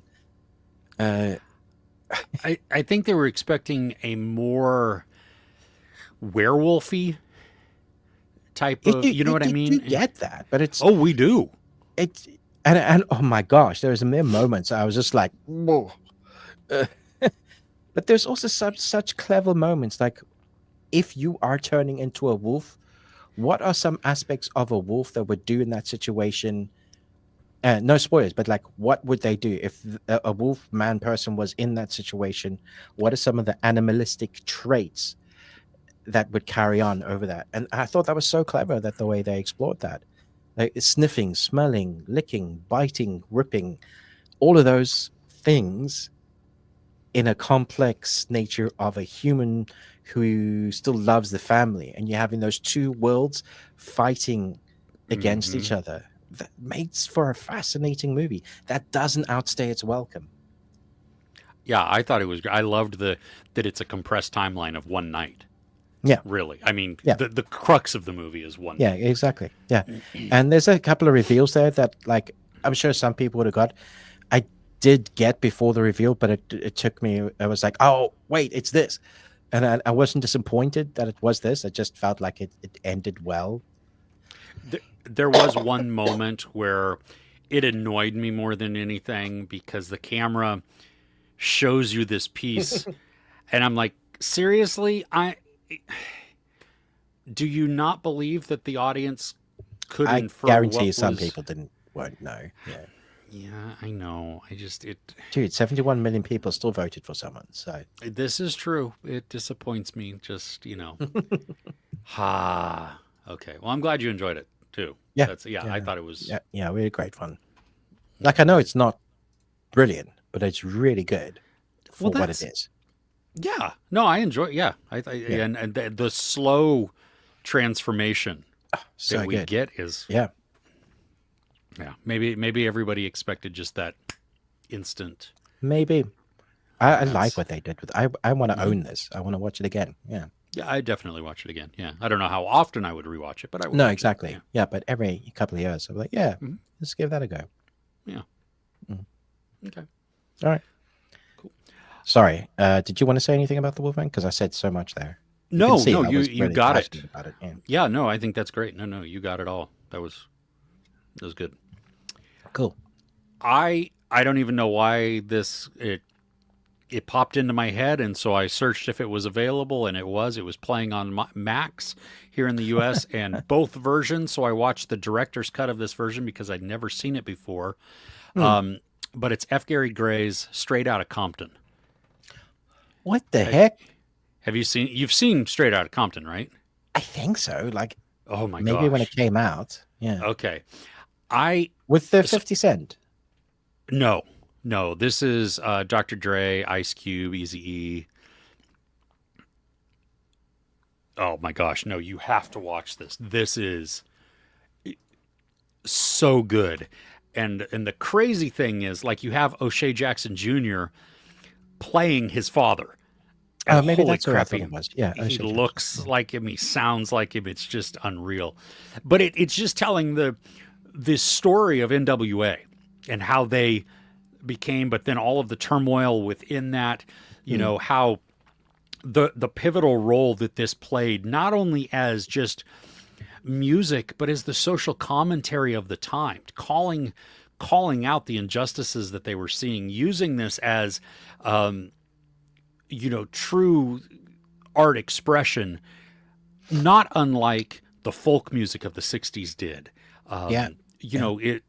It was mimicking and showcasing what was happening, and how, families were being torn apart, or people were being just harassed constantly by the police, which surprisingly still is not changed. Yeah.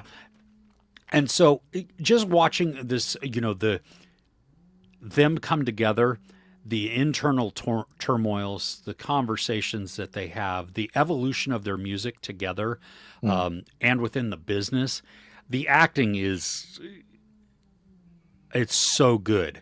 Like, there are so many excellent performances in there. Like, you almost forget that you're watching actors play these characters because they almost become them.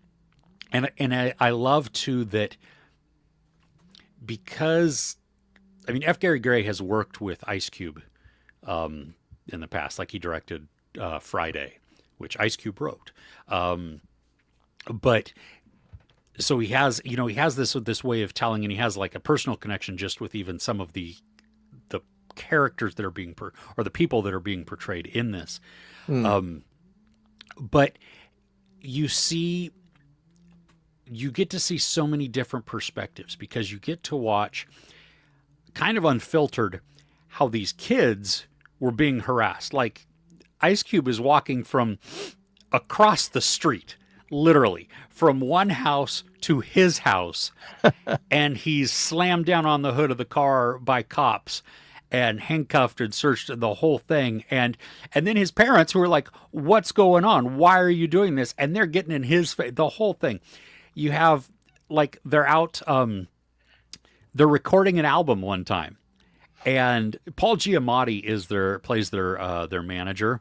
Right. And so they're out there, and one guy goes out to smoke for a minute, and all of a sudden all these cops roll up.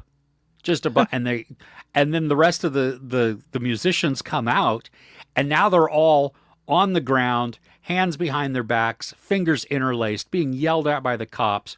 One of which was black also. So that was another thing that they even address within this scene and stuff. And it just shows, though, the disdain that the police had for anybody who was not white, for the Compton area, the LA, so that everybody, no matter what color they may or may not have been wearing, if they had a hat on, if they were wearing a flannel shirt or anything like that, they were a gangbanger. And so it was that preconception there that was just, it prejudiced them all. And you see this one cop being like, no, you can't get up yet. You get up when I tell you to. And he just sits there and smirks. Now get up. And you just see his, like, that power, which then leads that moment, that encounter leads to NWA's F the Police. And they play it so many times. It's a great, I mean, from a protest story, it's awesome. From a character examination of just real life people and some of the things that they went through, I'm sure some of it's dramatized, of course. But they don't really water down a lot of it. I mean, because there are some villains, and we can tell that some of them are villains, and then we see them later in life become the villains. But like, you get to see Tupac. Oh wow! In the not really him, but somebody portraying him. But in the thing, who else? Snoop coming up. Dre. Dre is one of the main. He's one of the main guys. Okay. Yeah, because he's part of, he's producing the beats and everything as part of NWA. So Right. It's just, if you've never seen Straight Outta Compton, first off, it's a phenomenal film. It is long. I mean, it's the regular version is 2.5 hours. So what's the difference with the director's cut? It's been a long time since I've seen the original, so it's longer. I'm not exactly sure it's like almost like 18-20 minutes longer. Okay. So I don't know. Like, I can tell, or I used to be able to tell in Lord of the Rings, what the extended version was versus not the theatrical. But this has been so long since I've seen it that I couldn't really give you that. But it is just as riveting, though, as when I was watching. I mean, talk about an enveloping, from a filmmaking standpoint, of building this world and taking us into this world, that even if you've never been a part of it, you can feel what they feel. You can experience some of the emotions that they're feeling, and then also like the betrayal that they feel, or the heartbreak, or the injustice, any of these types of things, along with the elation also that they feel. So it's, yeah, there you go. Okay. Yeah. I do like F. Gary Gray. I think he knows how to craft a story. Mm-hmm.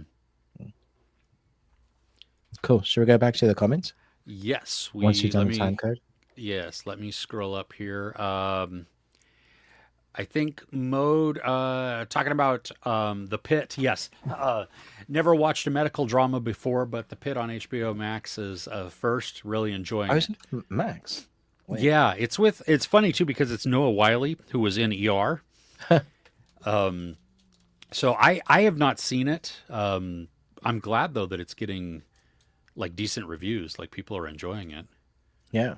That's cool. Yeah, I haven't. Okay, so it's on Sky. Oh, Sky. Okay. In the UK, yeah. Is it a weekly release? I I think it might be. Like, they release like a couple of episodes at the beginning, and then. Yeah.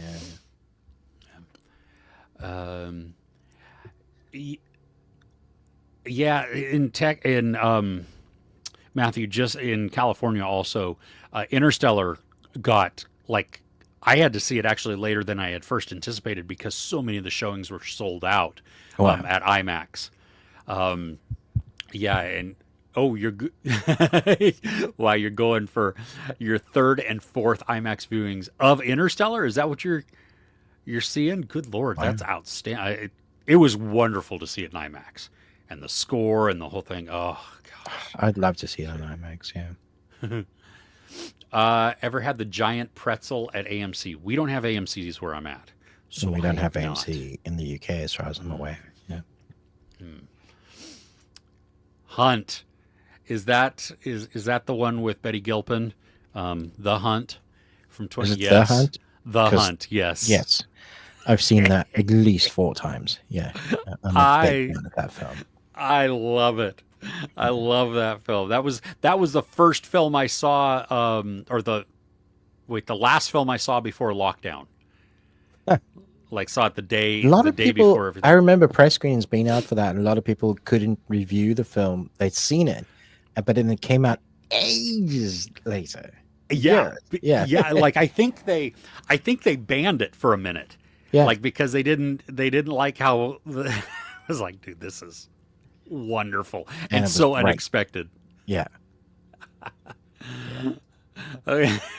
Going back to the cakes and the Okay. moist soaked cake. Yeah. Soaked cake. Well, if you soak a cake with rum or something like that, that could be And then good. set it on fire. Yeah. Well, no, because then you can't eat it. You know, you must have seen like the fruit cakes that are soaked in, Port. and then and then you or sherry, yeah. you light it. Yeah. Oh, we never light our fruit cakes. Oh yeah. You just Our poured fruit. it on there and then let it soak in and then you ate them. Oh yeah. That's nice too. Yeah. Okay. Ooh, Crochet Wow and listen, throwing down something controversial, I think. Her poo of the week. American Primeval. What? 1 out of 5. Lonesome Dove, it is Go not. back and watch it again. Characters are just too stupid to live. Yeah, several of them were made up, but I liked Jim Bridger, Shea Wiggum's Jim Bridger in there. Different opinions, man. They suck.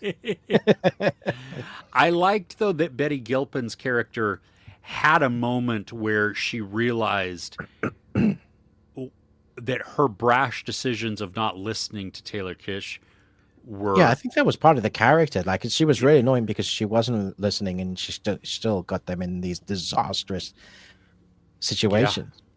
Yeah. And then realize. I'm glad though She that did she learn. realized it. That's when it changed. And Yeah.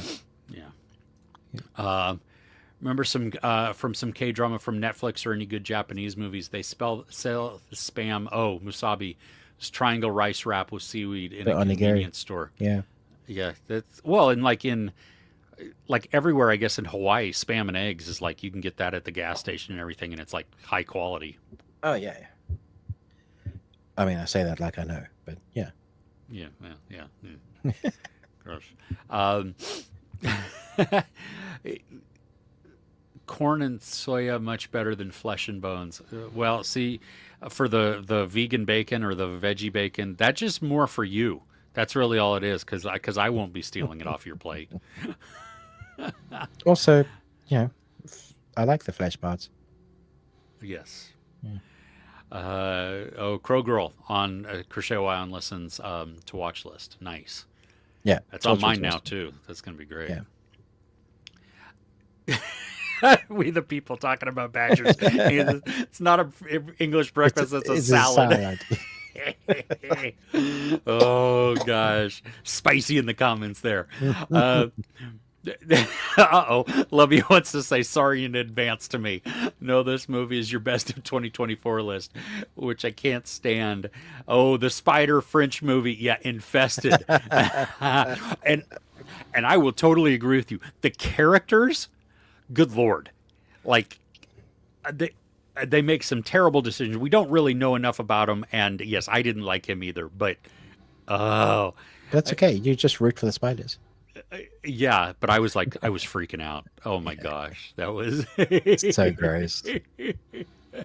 So gross, man. Yeah, Lovey wanted him to die first in the movie. Yeah, that was. Yeah. Fun movie, just not for you. I totally get that. That is the absolutely.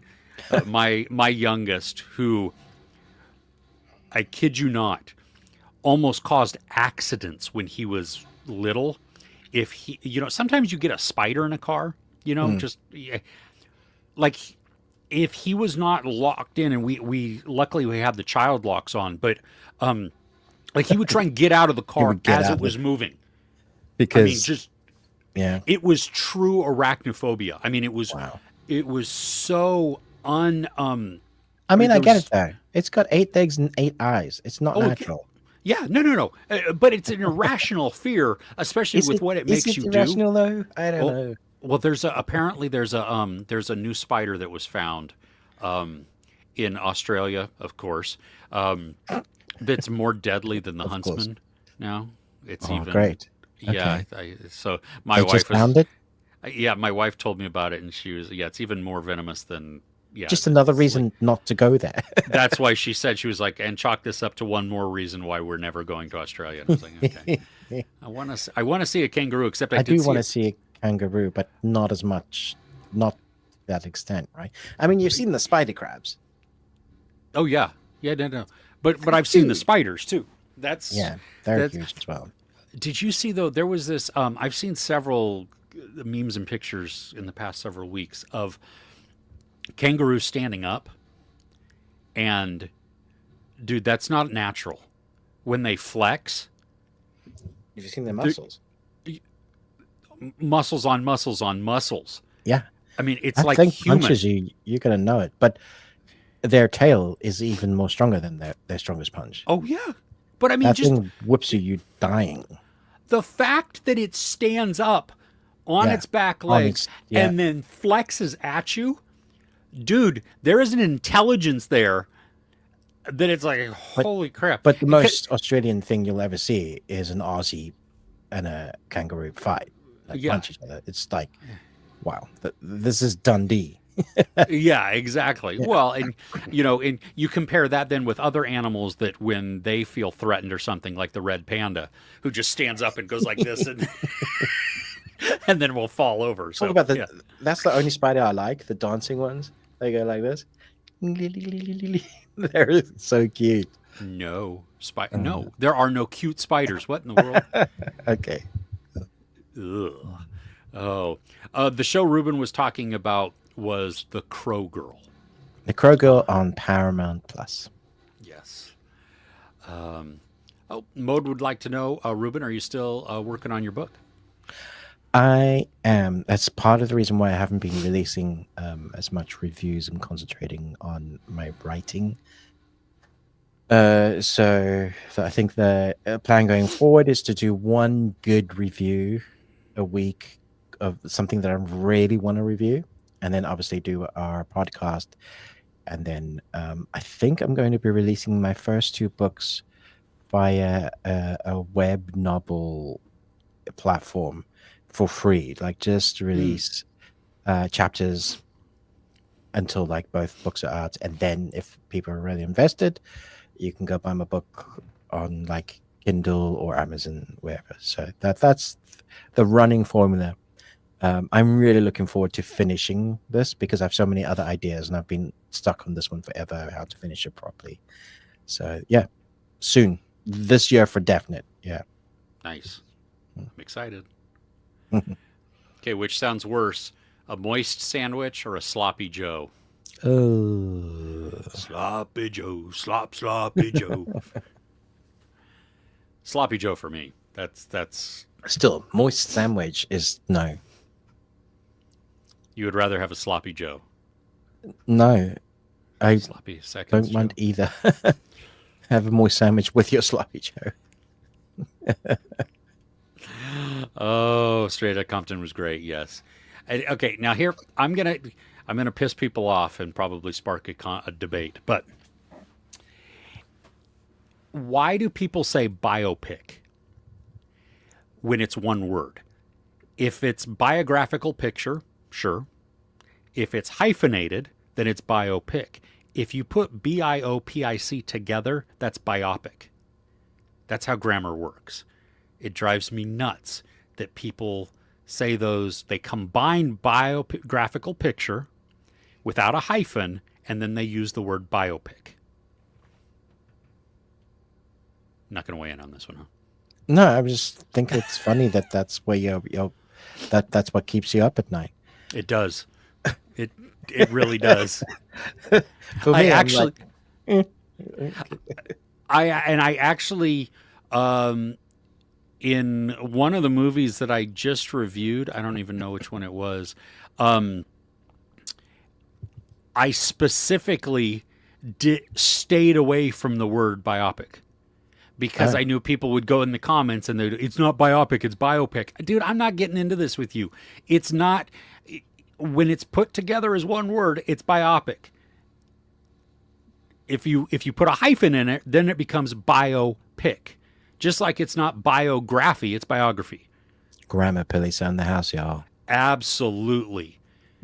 Absolutely. Now, Chris, though, put a K on the end. So I would say a biopic because the word is pick on there, even though that's not even a real word. But you all right? You okay? No, I'm okay. I'm good now. I still love you, Chris, but no, I'm sorry. Mr. Fixer, loving Straight Outta Compton. Yeah.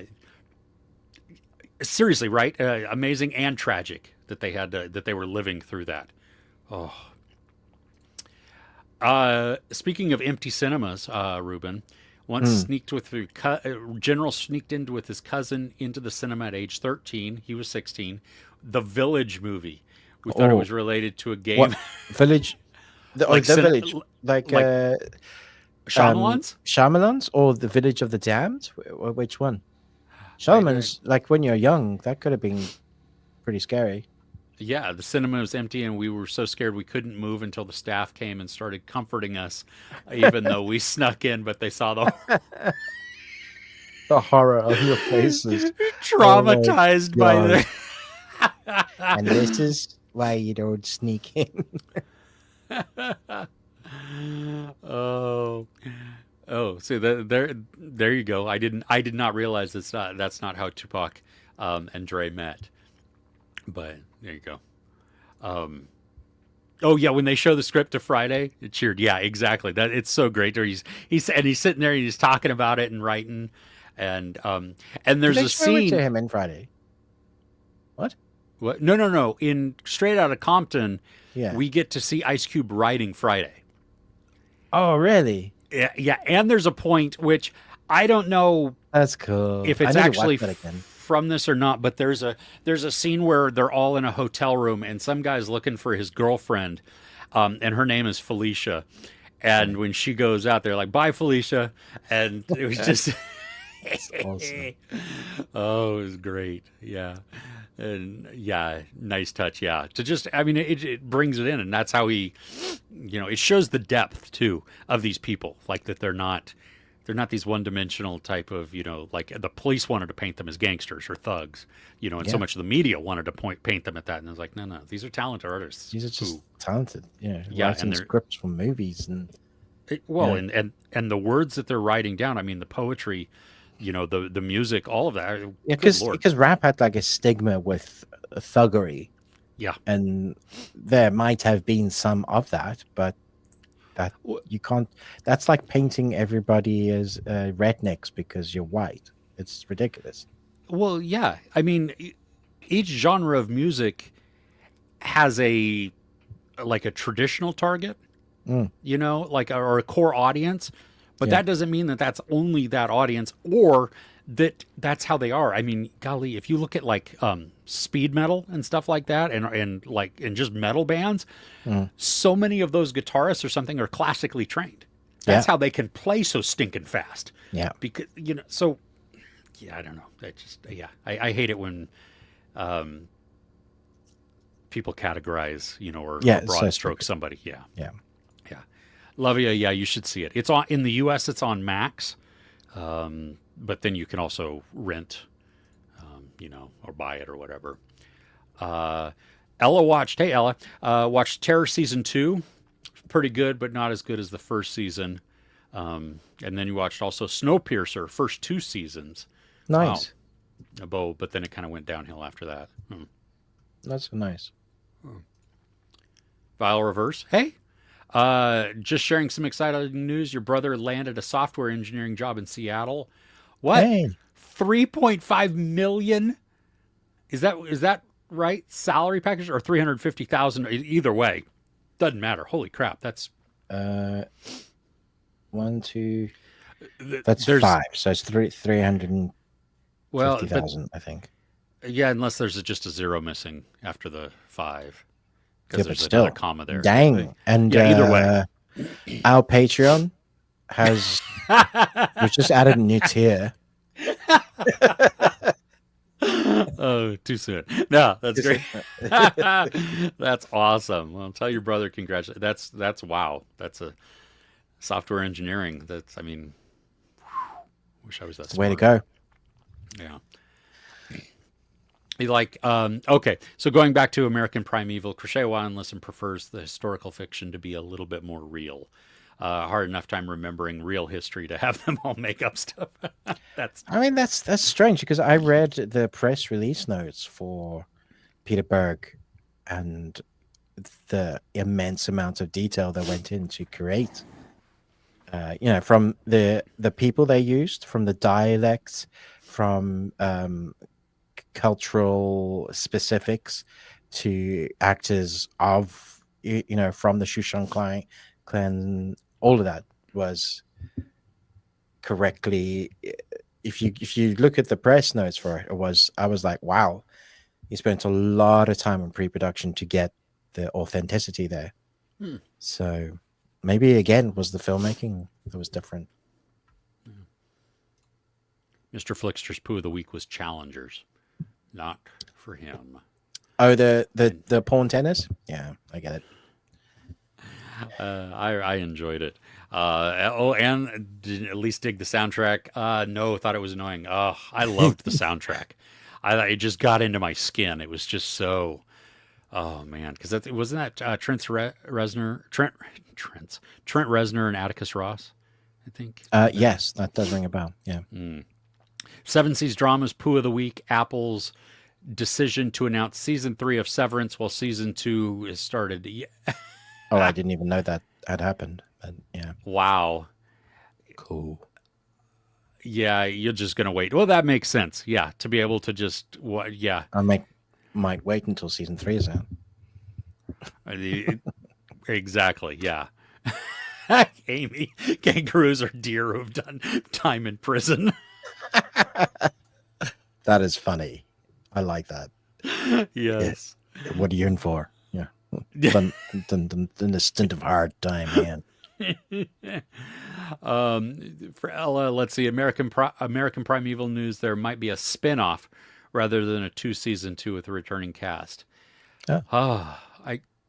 Yeah, because it was a limited series. So yeah, definitely limited. The story's kind of done. Yeah. Yeah. Yeah. Seven Seas Drama enjoyed Challengers, but did think it was overrated.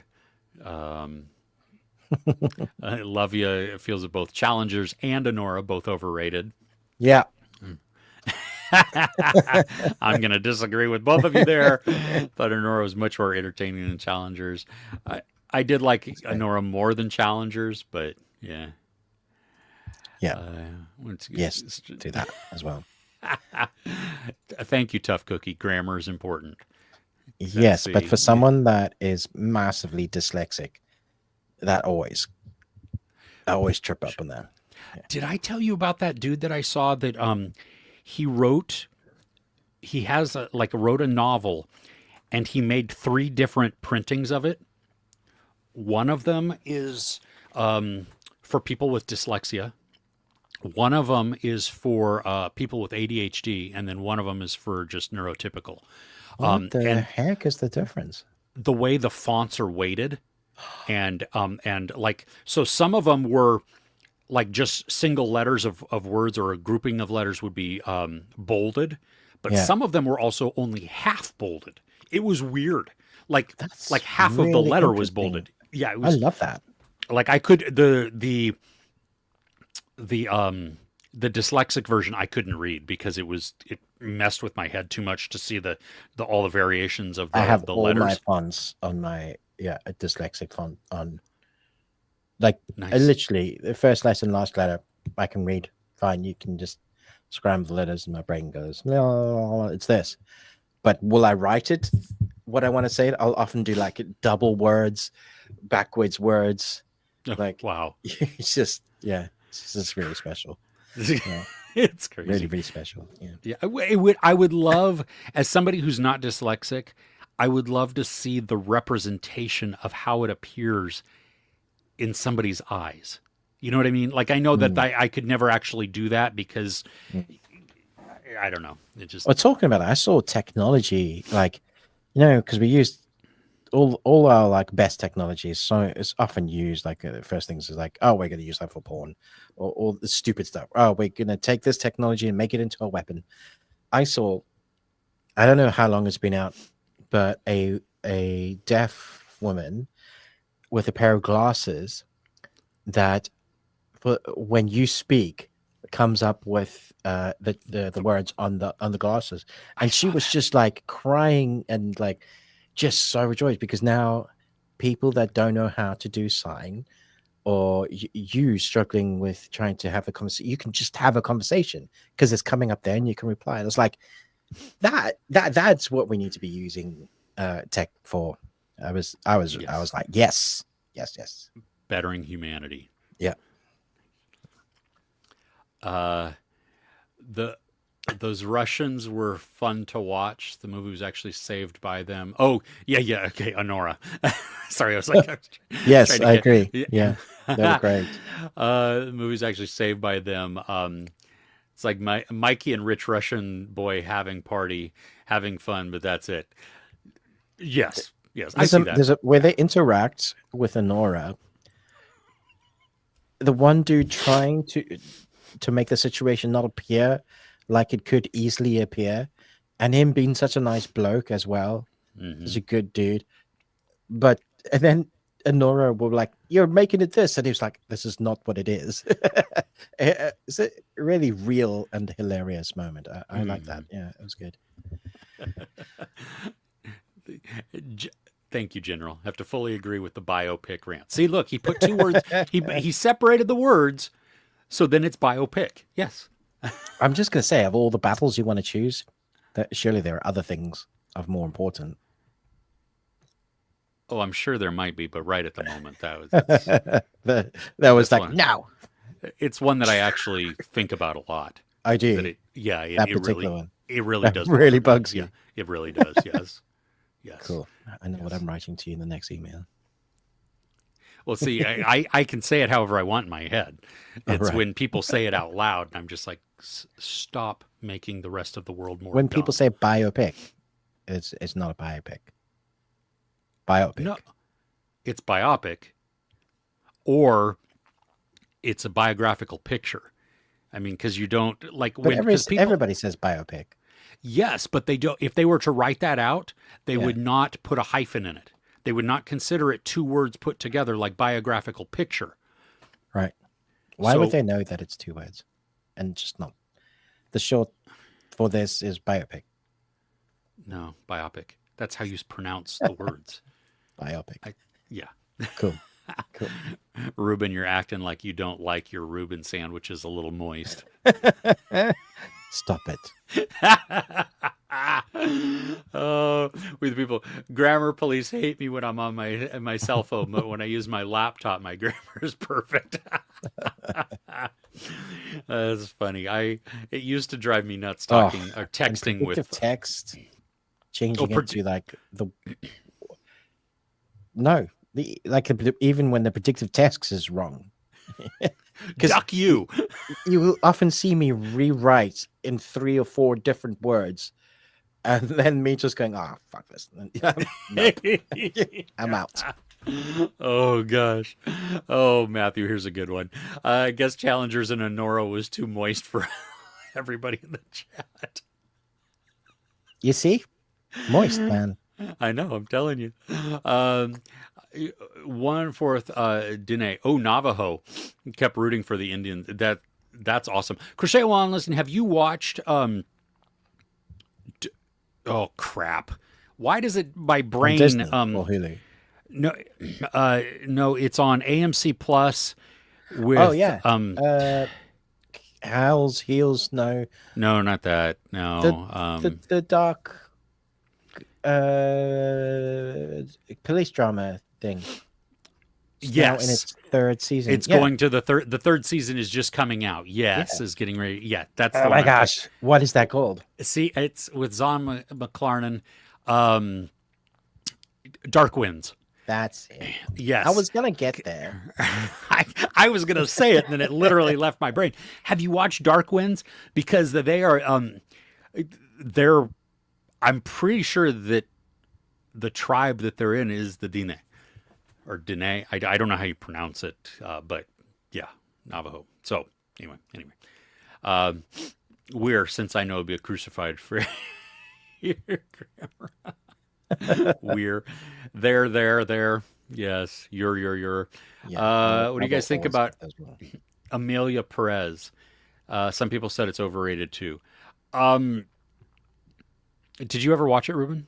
No, but I hear it's all the Oscars buzz for it. I so the Golden Globes on the best, the one that it won for the best picture was it drama, something like that. I don't know what it is. I had seen all of the entries in that category, and Amelia Perez was the worst one of them all. It was the Huh. least deserving of best picture. Okay. The music is phenomenal. The musical performances are really great. And I liked a lot of the story, but unfortunately for me, they rushed through parts and then it became just a jumbled mess as the story went on. And it was and they tried to tell too many different stories. Like Okay. they had all of these key points which were all valuable, but they tried to smash them all into this movie and ended up not really telling any of them well. Hmm. So, yeah. Okay. Huge moist. Guys. I'm going to name a child that. Hugh Moist. Oh my gosh. Moisty Moist. Have you seen the movie The Duel from 2016? Is that the Ridley Scott film? That's what I thought it was, but that was the last duel. Oh. Oh no, The Duel is with Woody Harrelson and Liam Hemsworth. It's a Western. Huh. I have not seen it. Have you seen it, Nick? Yeah, let us know. Oh, We the People is also native. That's awesome. Oh, Um, nice. oh, I find the culture fascinating because I know only what I've been shown by media, and that's been skewed, like mm, represented so horribly accurately. There's only a few that have done well. So if you guys have any that you think are authentic, I'd love to know. It'd be great to oh, watch a little bit. Yeah. Reservation Dogs. You That love is, that, don't you? dude, that series does not get enough love. It is a beautiful show. I mean, it is funny. It is heartbreaking. It's native, so that's even better. Native cast and everything. Um, yeah. Oh yeah. See, I mean, even Seven Seas Drama. That's kind of what I was talking about. Identity crisis. Just too many threads going on there. So this overrated movie, Moist, we were forced to it. Oh my gosh. See, look, I told you, Mr. Flickster, biopic. No, unless you have a hyphen in there, it's by. Oh yeah, no, you're sorry. Yes, it is biopic. It's See, you not. don't even know. I know. Well, the hyphens confuse me, and yeah, correct. It is biopic. So there you go.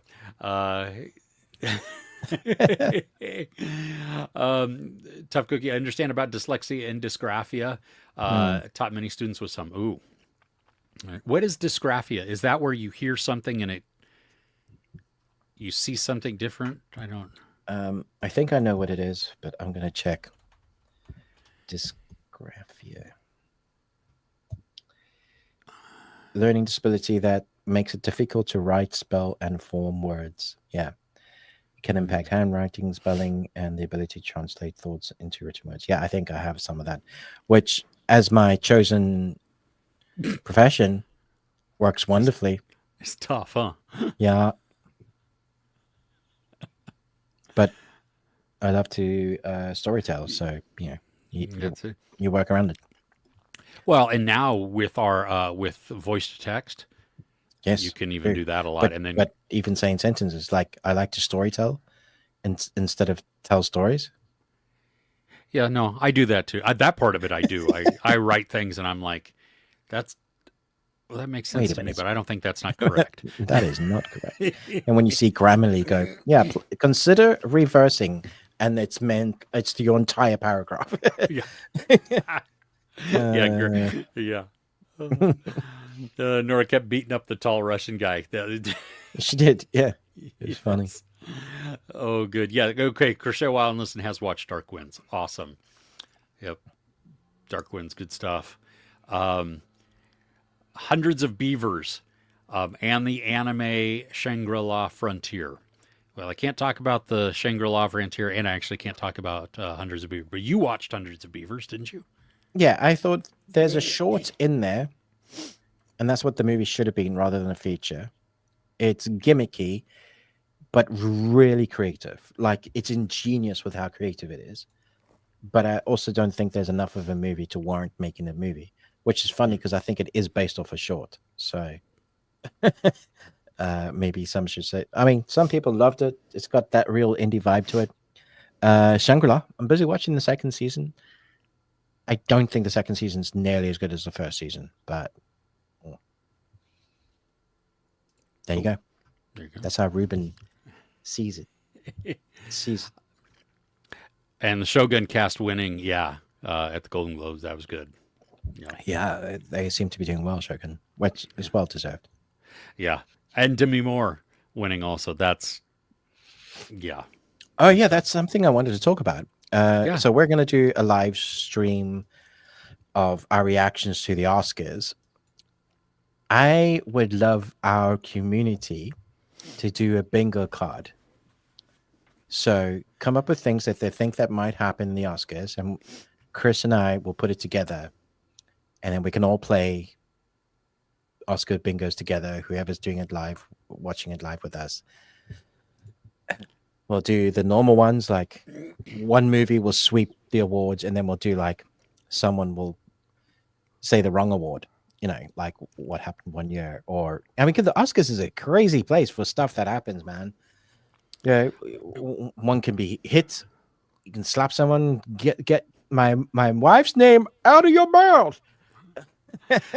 Well, and there was talk initially that they weren't even going to do the Oscars because of all the fires down there. But then the Academy came out and said, "No, we are." And we're definitely doing it because it's important that all the rich people get together and give themselves awards. Yeah.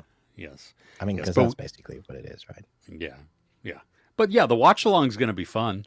I mean, that's kind of like what we did with the. We'll do play by play like we did with the Mike Tyson thing. Yeah, that was great. Except I have knowledge now of what I'm talking about. It was Ruben, you missed it because it was awesome. I was talking about a sport that I don't really know anything about other than people you hit each other in the face and you try not to get hit in the face. Really? Yeah. Oh, okay. You want to hit up our poo? Sure. Okay.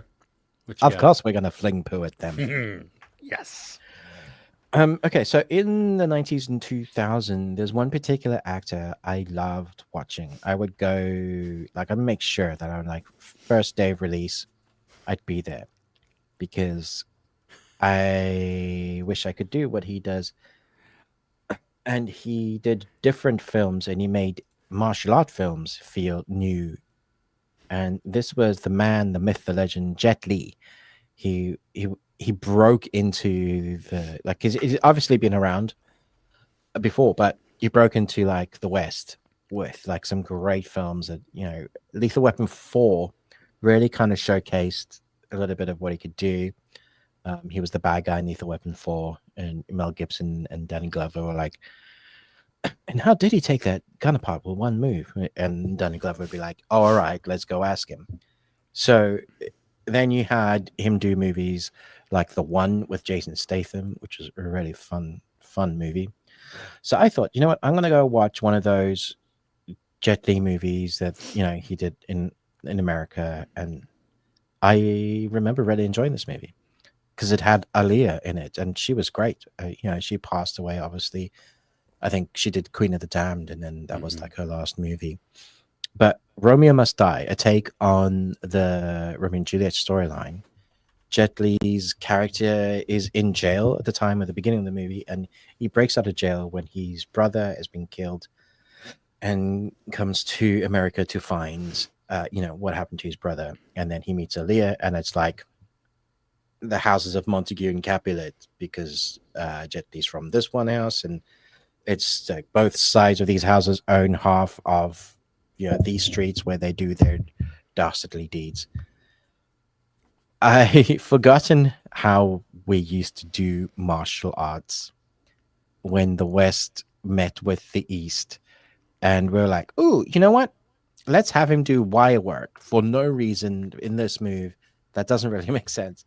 I remember at the time thinking, "That's so cool." This time I was like, "That makes no sense." It's not aged well, unfortunately. I do like the score still because it's very nostalgic. The soundtrack probably more accurate, and it was great seeing Aaliyah and some of the other younger actors, because that movie is like, for some of those actors where you see them now, where they've come a long way since Romeo Must Die, and it was a nice take on the Romeo and Juliet storyline. Jet Li, when he's allowed to do what he does best on screen, looks great, but it's edited the crap out of. So fuzz cut editing, why work for no reason. It became just really painful to watch. So sometimes you need to leave nostalgia pics in the time frame of when they were filmed, for the reason that they were filmed, for that particular culture group and people demographic. Because when you come back and you watch it again, you're like, oh no. So yeah, leave well enough alone, basically. My favorite movie of his is Hero. Oh yeah, great film. Yeah, I love that one. But okay. Excuse me. Sorry about that.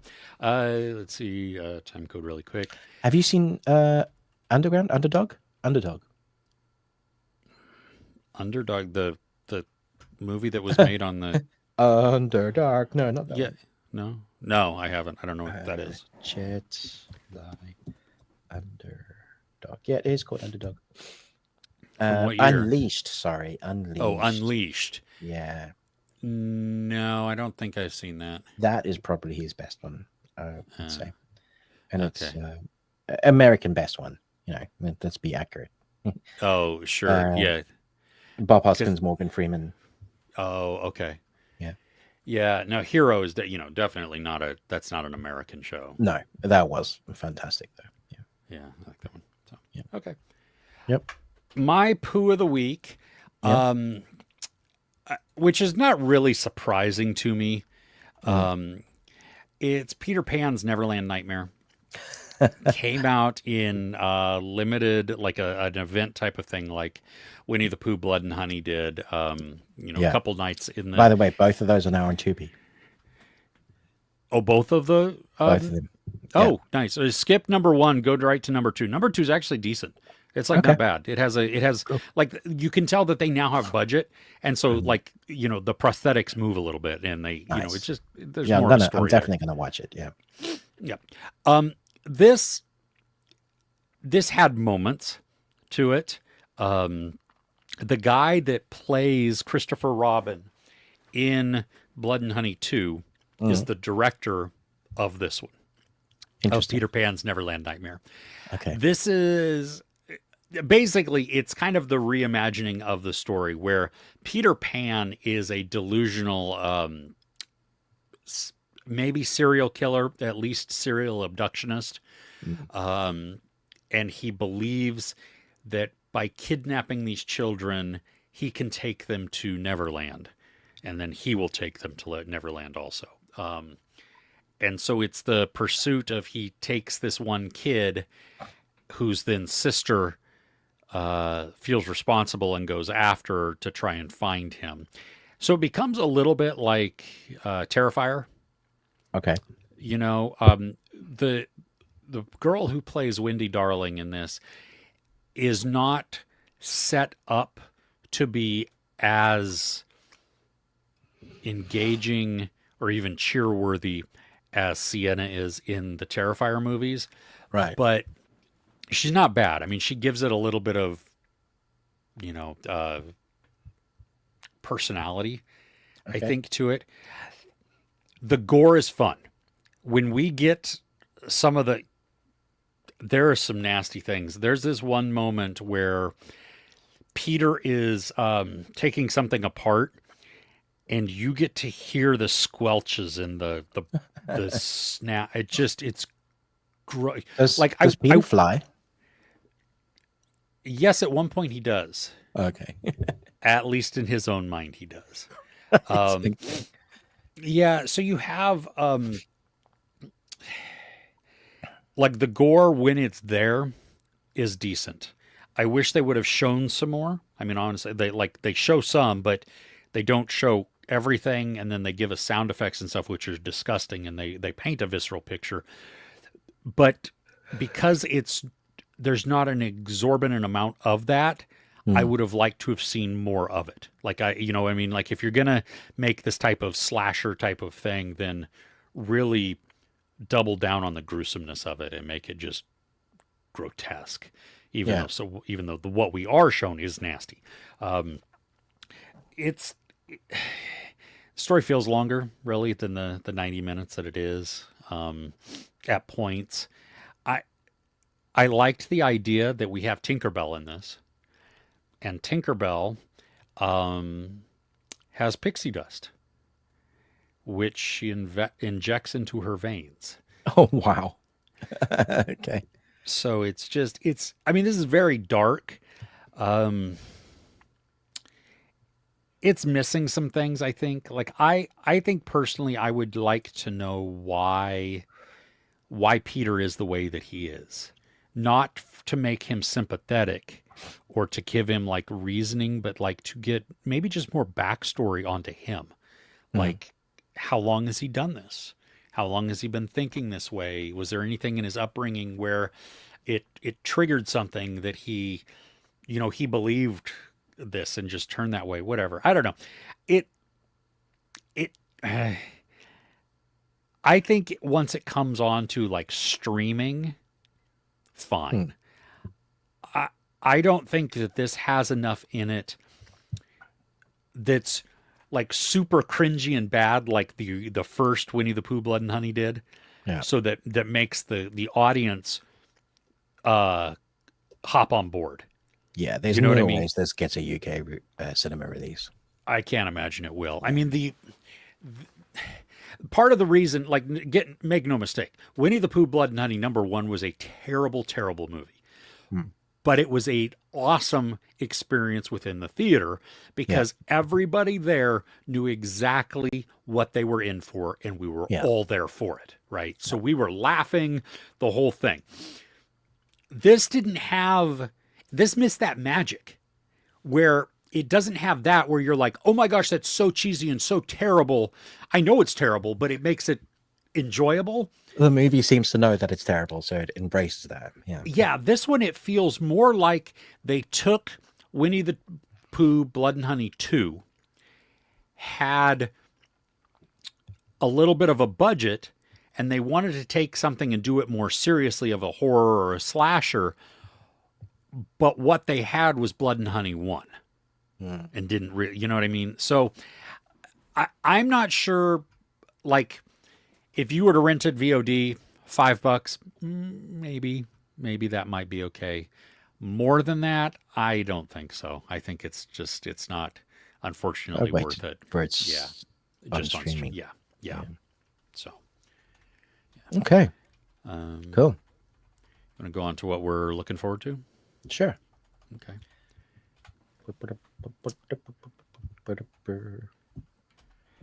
Um, I've got one Hmm. that comes out on Wednesday, I think, Tuesday night. Um, it is called Prime Target, and it's coming to Oh Apple. yeah, yeah. So I binged the whole thing. Okay. I Here's the deal, because I can't say anything Because about it's it. yeah. It's strictly embargoed. But I'm not going to talk.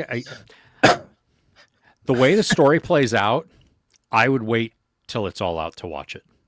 I Interesting. don't think that the episodes individually leave enough to make it worth watching, even though the first two episodes are going to drop. It's very intriguing, and I was fully into it. Right. Like But you geek had part all of the my episodes, brain. so you could just keep going and going and That going and get the answers. Yeah. Yes, because without that, I don't think it's that engaging as a weekly watch. Mm, okay. The Night Agent season 2 comes out this week. It does. I Do you have screeners for it? No, they've said a few things like basically you're not getting it. I do have screeners for The Recruit. Shut up. No, I do. And so Chris and I we rewatched the whole of season 1.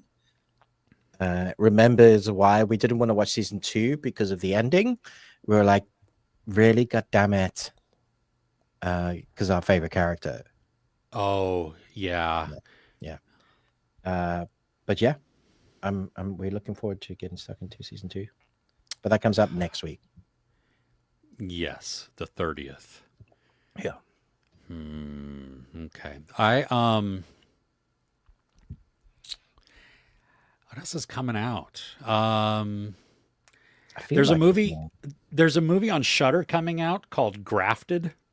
I right. don't know if this is going to be good. The Shudder movies that they have, they're hit and miss. Mm, Typically more miss, but okay. Oh, the medical drama that I was talking about, the Trauma Code. The Trauma Code, Heroes on Call, it comes out on Friday. It's a South Korean medical drama on Netflix. Um, is a top tier trauma center. A war seasoned doctor arrives, bringing his blunt but skilled ways to transform his team into life saving mavericks. So, yeah. there's a Hulu season coming. A Hulu season. Hulu. It's I don't even know. It's like Cold War era comedy, Mm, docudrama satire type of thing. It's going to premiere this week. It's called Whiskey on the Rocks. okay. I don't even know. I don't know. It could be really, really, really bad as somebody who doesn't like American TV, Mm, even though it looks like it's like a Swedish production or yeah, something like that. I don't know if it's Swedish necessarily, but like it is a Swedish production. So I don't know, just because it has some of the American actors in it that I'm like, right. anyway, Okay. yeah, Yep. that's all I That's got. about, yeah, it's a bit of a lighter week. Yeah. So okay, you want to go back to the chat? Sure. Say hi, bye to everybody. Let Yeah. me scroll. Okay, first off, let me find the time code, Okay. and then find out where we were at. Okay. Do we think Longlegs is going to win any awards? No, No. unfortunately. Yeah. Timothée, definitely going to win for best male actor in Dune or for a Oh, complete for unknown. I would think that he would for the complete unknown. He won't get one for Dune. I don't think he's going to get it for a complete unknown. Mm, okay. But I But definitely don't think he'll get one for Dune. no, I don't think so either. The Brutalist comes out Mm. this week to UK cinemas. Oh, wow. Okay. Yeah. I think it's been out like in the US for ages. Limited. I don't know. I think I mean, I don't know. I don't. It's the I think. Adrian Brody one. Mm-hmm. I don't know anything about it, Mm, but I okay. don't know. Yeah, I loved Romeo Must Die too. But when's the last time you watched it? Because maybe don't. Watch. Speaking of watch-alongs, y'all doing a watch-along for the UFC fights tonight too, right? No, What? I guess What there's UFC fights? fights. I guess. Yeah, no, not this time, but yeah. Jet Li, 5-time world champion in what? Oh my gosh, I know this. I know this. It's a interesting martial art. Hmm.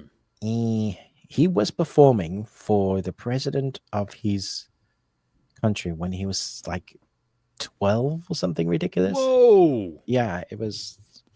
When you're like you fall out the mother's womb and you start training. That I was think him. that was him. Wow. Yeah. Wow. Margaret Qualley has weird movie choices. Still a great actress. Yeah. I liked her in Maid on Netflix too. It was dark series, but Mhm. yeah. Hey Zed, glad you're here. Oh wow. Bye, Zed. Yeah, is Timothy nominated?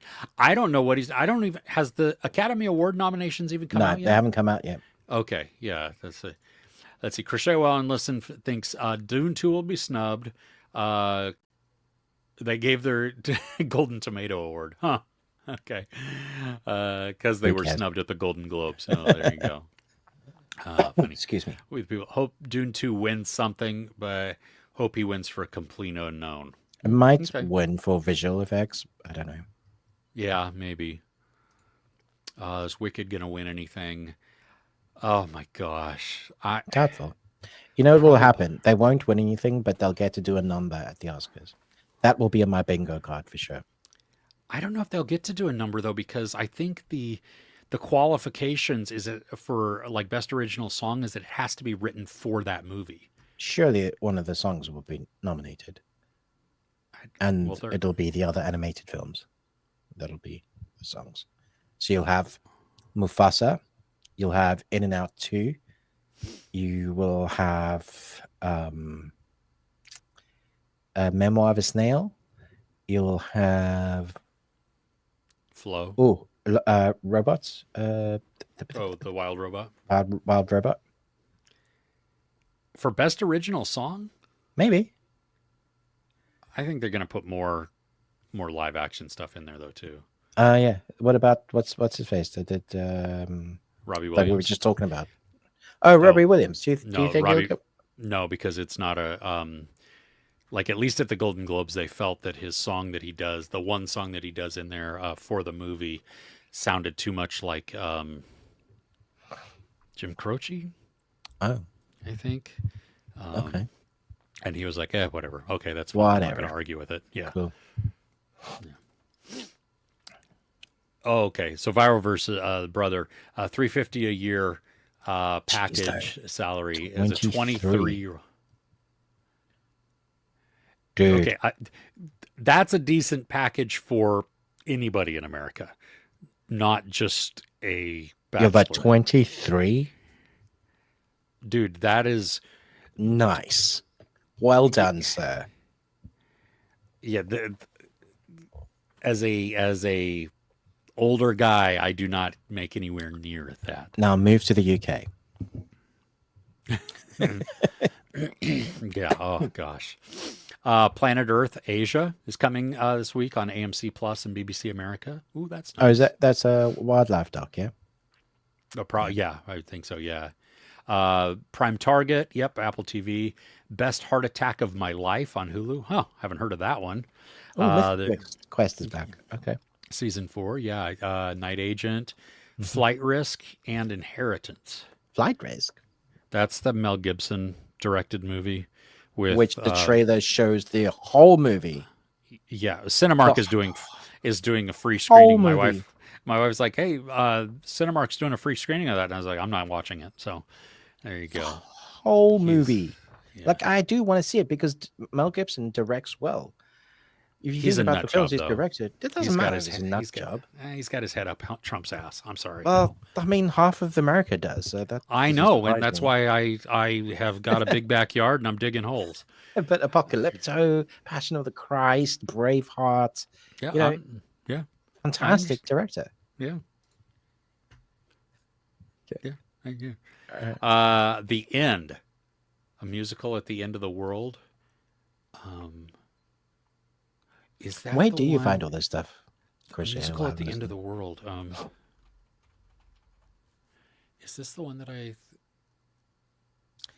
The Colors Within doesn't come out to cinemas until the end of January. The Colors with the. Oh, what is that one? It's an animated Japanese film. Yeah. Oh, okay. Yeah, the End.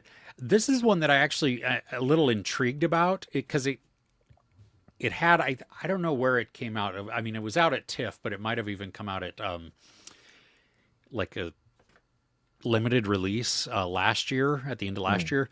But it's this musical set within a salt mine in a post-apocalyptic world. What now? Yeah, and starring Tilda Swinton. Wow.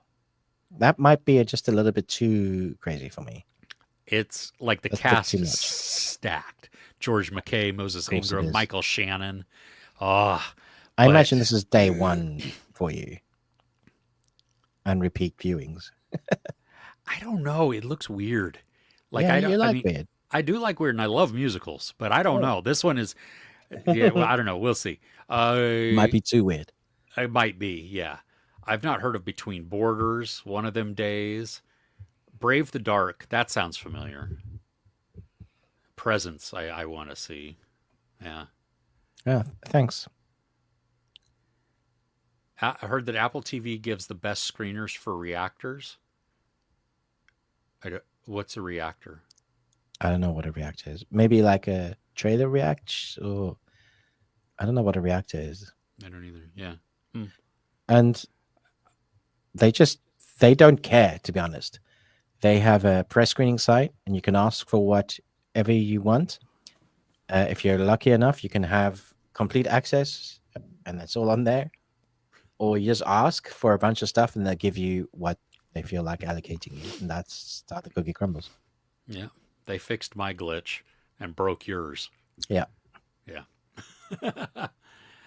Kiss of the Dragon with Jet Li. Oh, that's great. That's dark. I love that film. Okay. Yeah. Maid. Yeah, with Margaret Qualley. I mean, it was a sad show, but it was done. That was brilliant. It was brutal, but yeah. Ooh, Arcane. Yeah, Arcane would be that. I mean, groundbreaking. I think. It should win all the awards, to be honest. Yeah. Yeah, Olivia, you're right. Yeah. Gosh, Real Mom. Four Weddings and a Funeral. Hudson Hawk. I can. I'm a dolphin. Crap. What's her? My brain just shuts off when I want to actually use some. But yes, her real mom is in Maid with her. Wow. We need a good Nick Cage movie with some cage-gasms and caginess. I mean, we had Yes. a great Nick Cage, Long Legs, Long this week, legs. this yeah. year. So we'll see what craziness he comes out with this year. Yeah. Yeah. It might. Yeah. Mel Gibson's house might have burned down. I don't know. True. Yeah. Rainn Wilson, his house burned down. He posted a video, and I was like, you know what? I'm sick of seeing these celebrities with talking about their, their multi-million-dollar homes burning down, and they're like, oh, you have a ton of money, just you'll They rebuild, probably no had big deal. 3 houses. Yeah, but Rainn Wilson, his was more personal. I mean, he's like, yeah, I know, I understand it's a house, and it's just, it's things. His felt more connected to real life a little bit versus some of the others. We the People is digging holes too. Okay.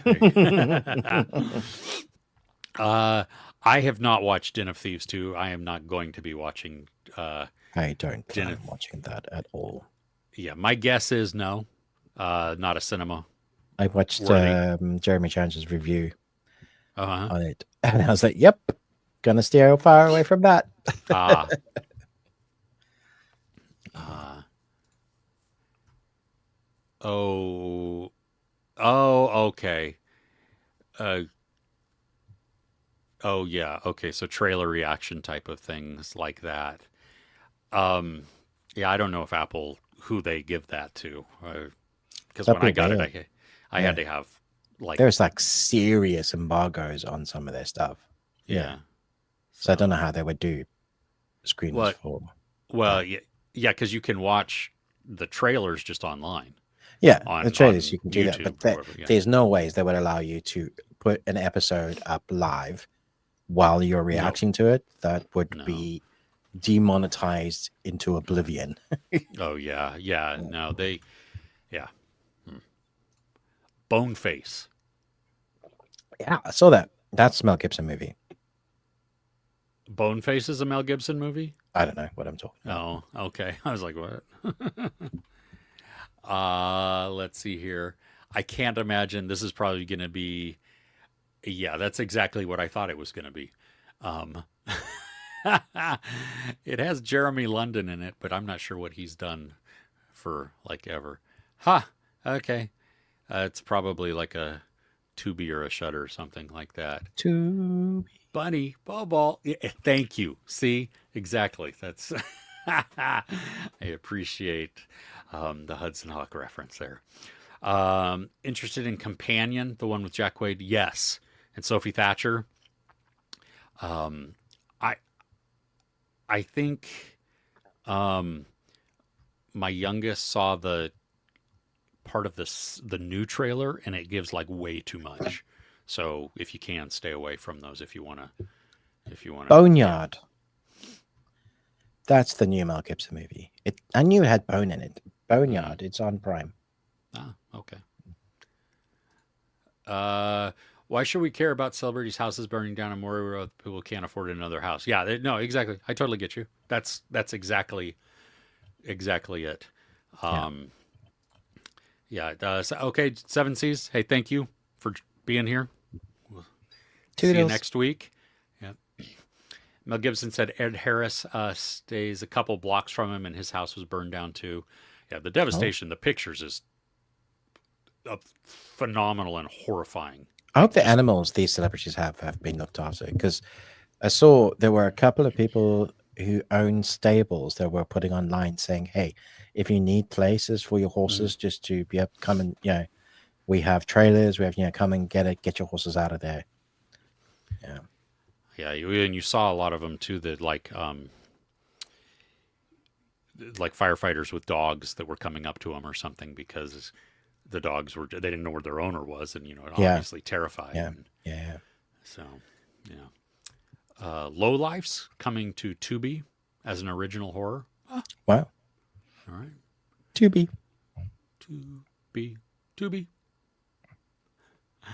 So, cool. All right, everybody. I think that's it. Thanks for joining us, everybody. Hope you have a fantastic week and enjoy the rest of the weekend, whatever time zone you're in. Absolutely. Celebrities can never get enough attention. Well, it's also the media companies that push them. Yeah. So they push all the stars that have, because people watch. If we would stop watching certain things about that, they would stop posting that as much, but it takes a concerted effort. So Yeah. Uninstall certain apps on your phone. That's how I do it. Yes. Be safe. Yes, everybody. A very moisty peace out. Thank you. No. Matthew. The Man Without a Face. That was a good movie too. Yes. Have a great weekend, Zed. Thank you. Bye, Zed. Oh, his son, Nick Cage's son, is going to be in Boneyard. Oh, it's out now. Oh, well, he is in Boneyard then. Okay. There you go. Cool. All right. Thanks, General. Appreciate it, everybody. Don't forget about our Patreon, patreon.com/thebeardedones. It's £1. Yeah, there you go. It's on the screen. You can get there with 110 videos. Yeah. More coming, and we've got some exciting things where we're going to do some early stuff Mhm. when it makes sense that we can do it. And we both have access to things. When it happens. Yeah. Yeah, exactly. Don't forget our Discord. Thanks to Crochet While and Listen for setting that up. The link is in the description. You can see pictures of a moist sandwich in there. Correct. Yeah. So yeah, You can indeed. you can. Oh gosh. All right, Ella. Thank you. Everybody have a great weekend. Yes, with movies and Munchies, enjoy both. I will try and have Munchies next week. Amy, I'm sorry I slacked this time, and everybody will work for that next time. All right, friends, that's it. We'll see you. Bye. Bye.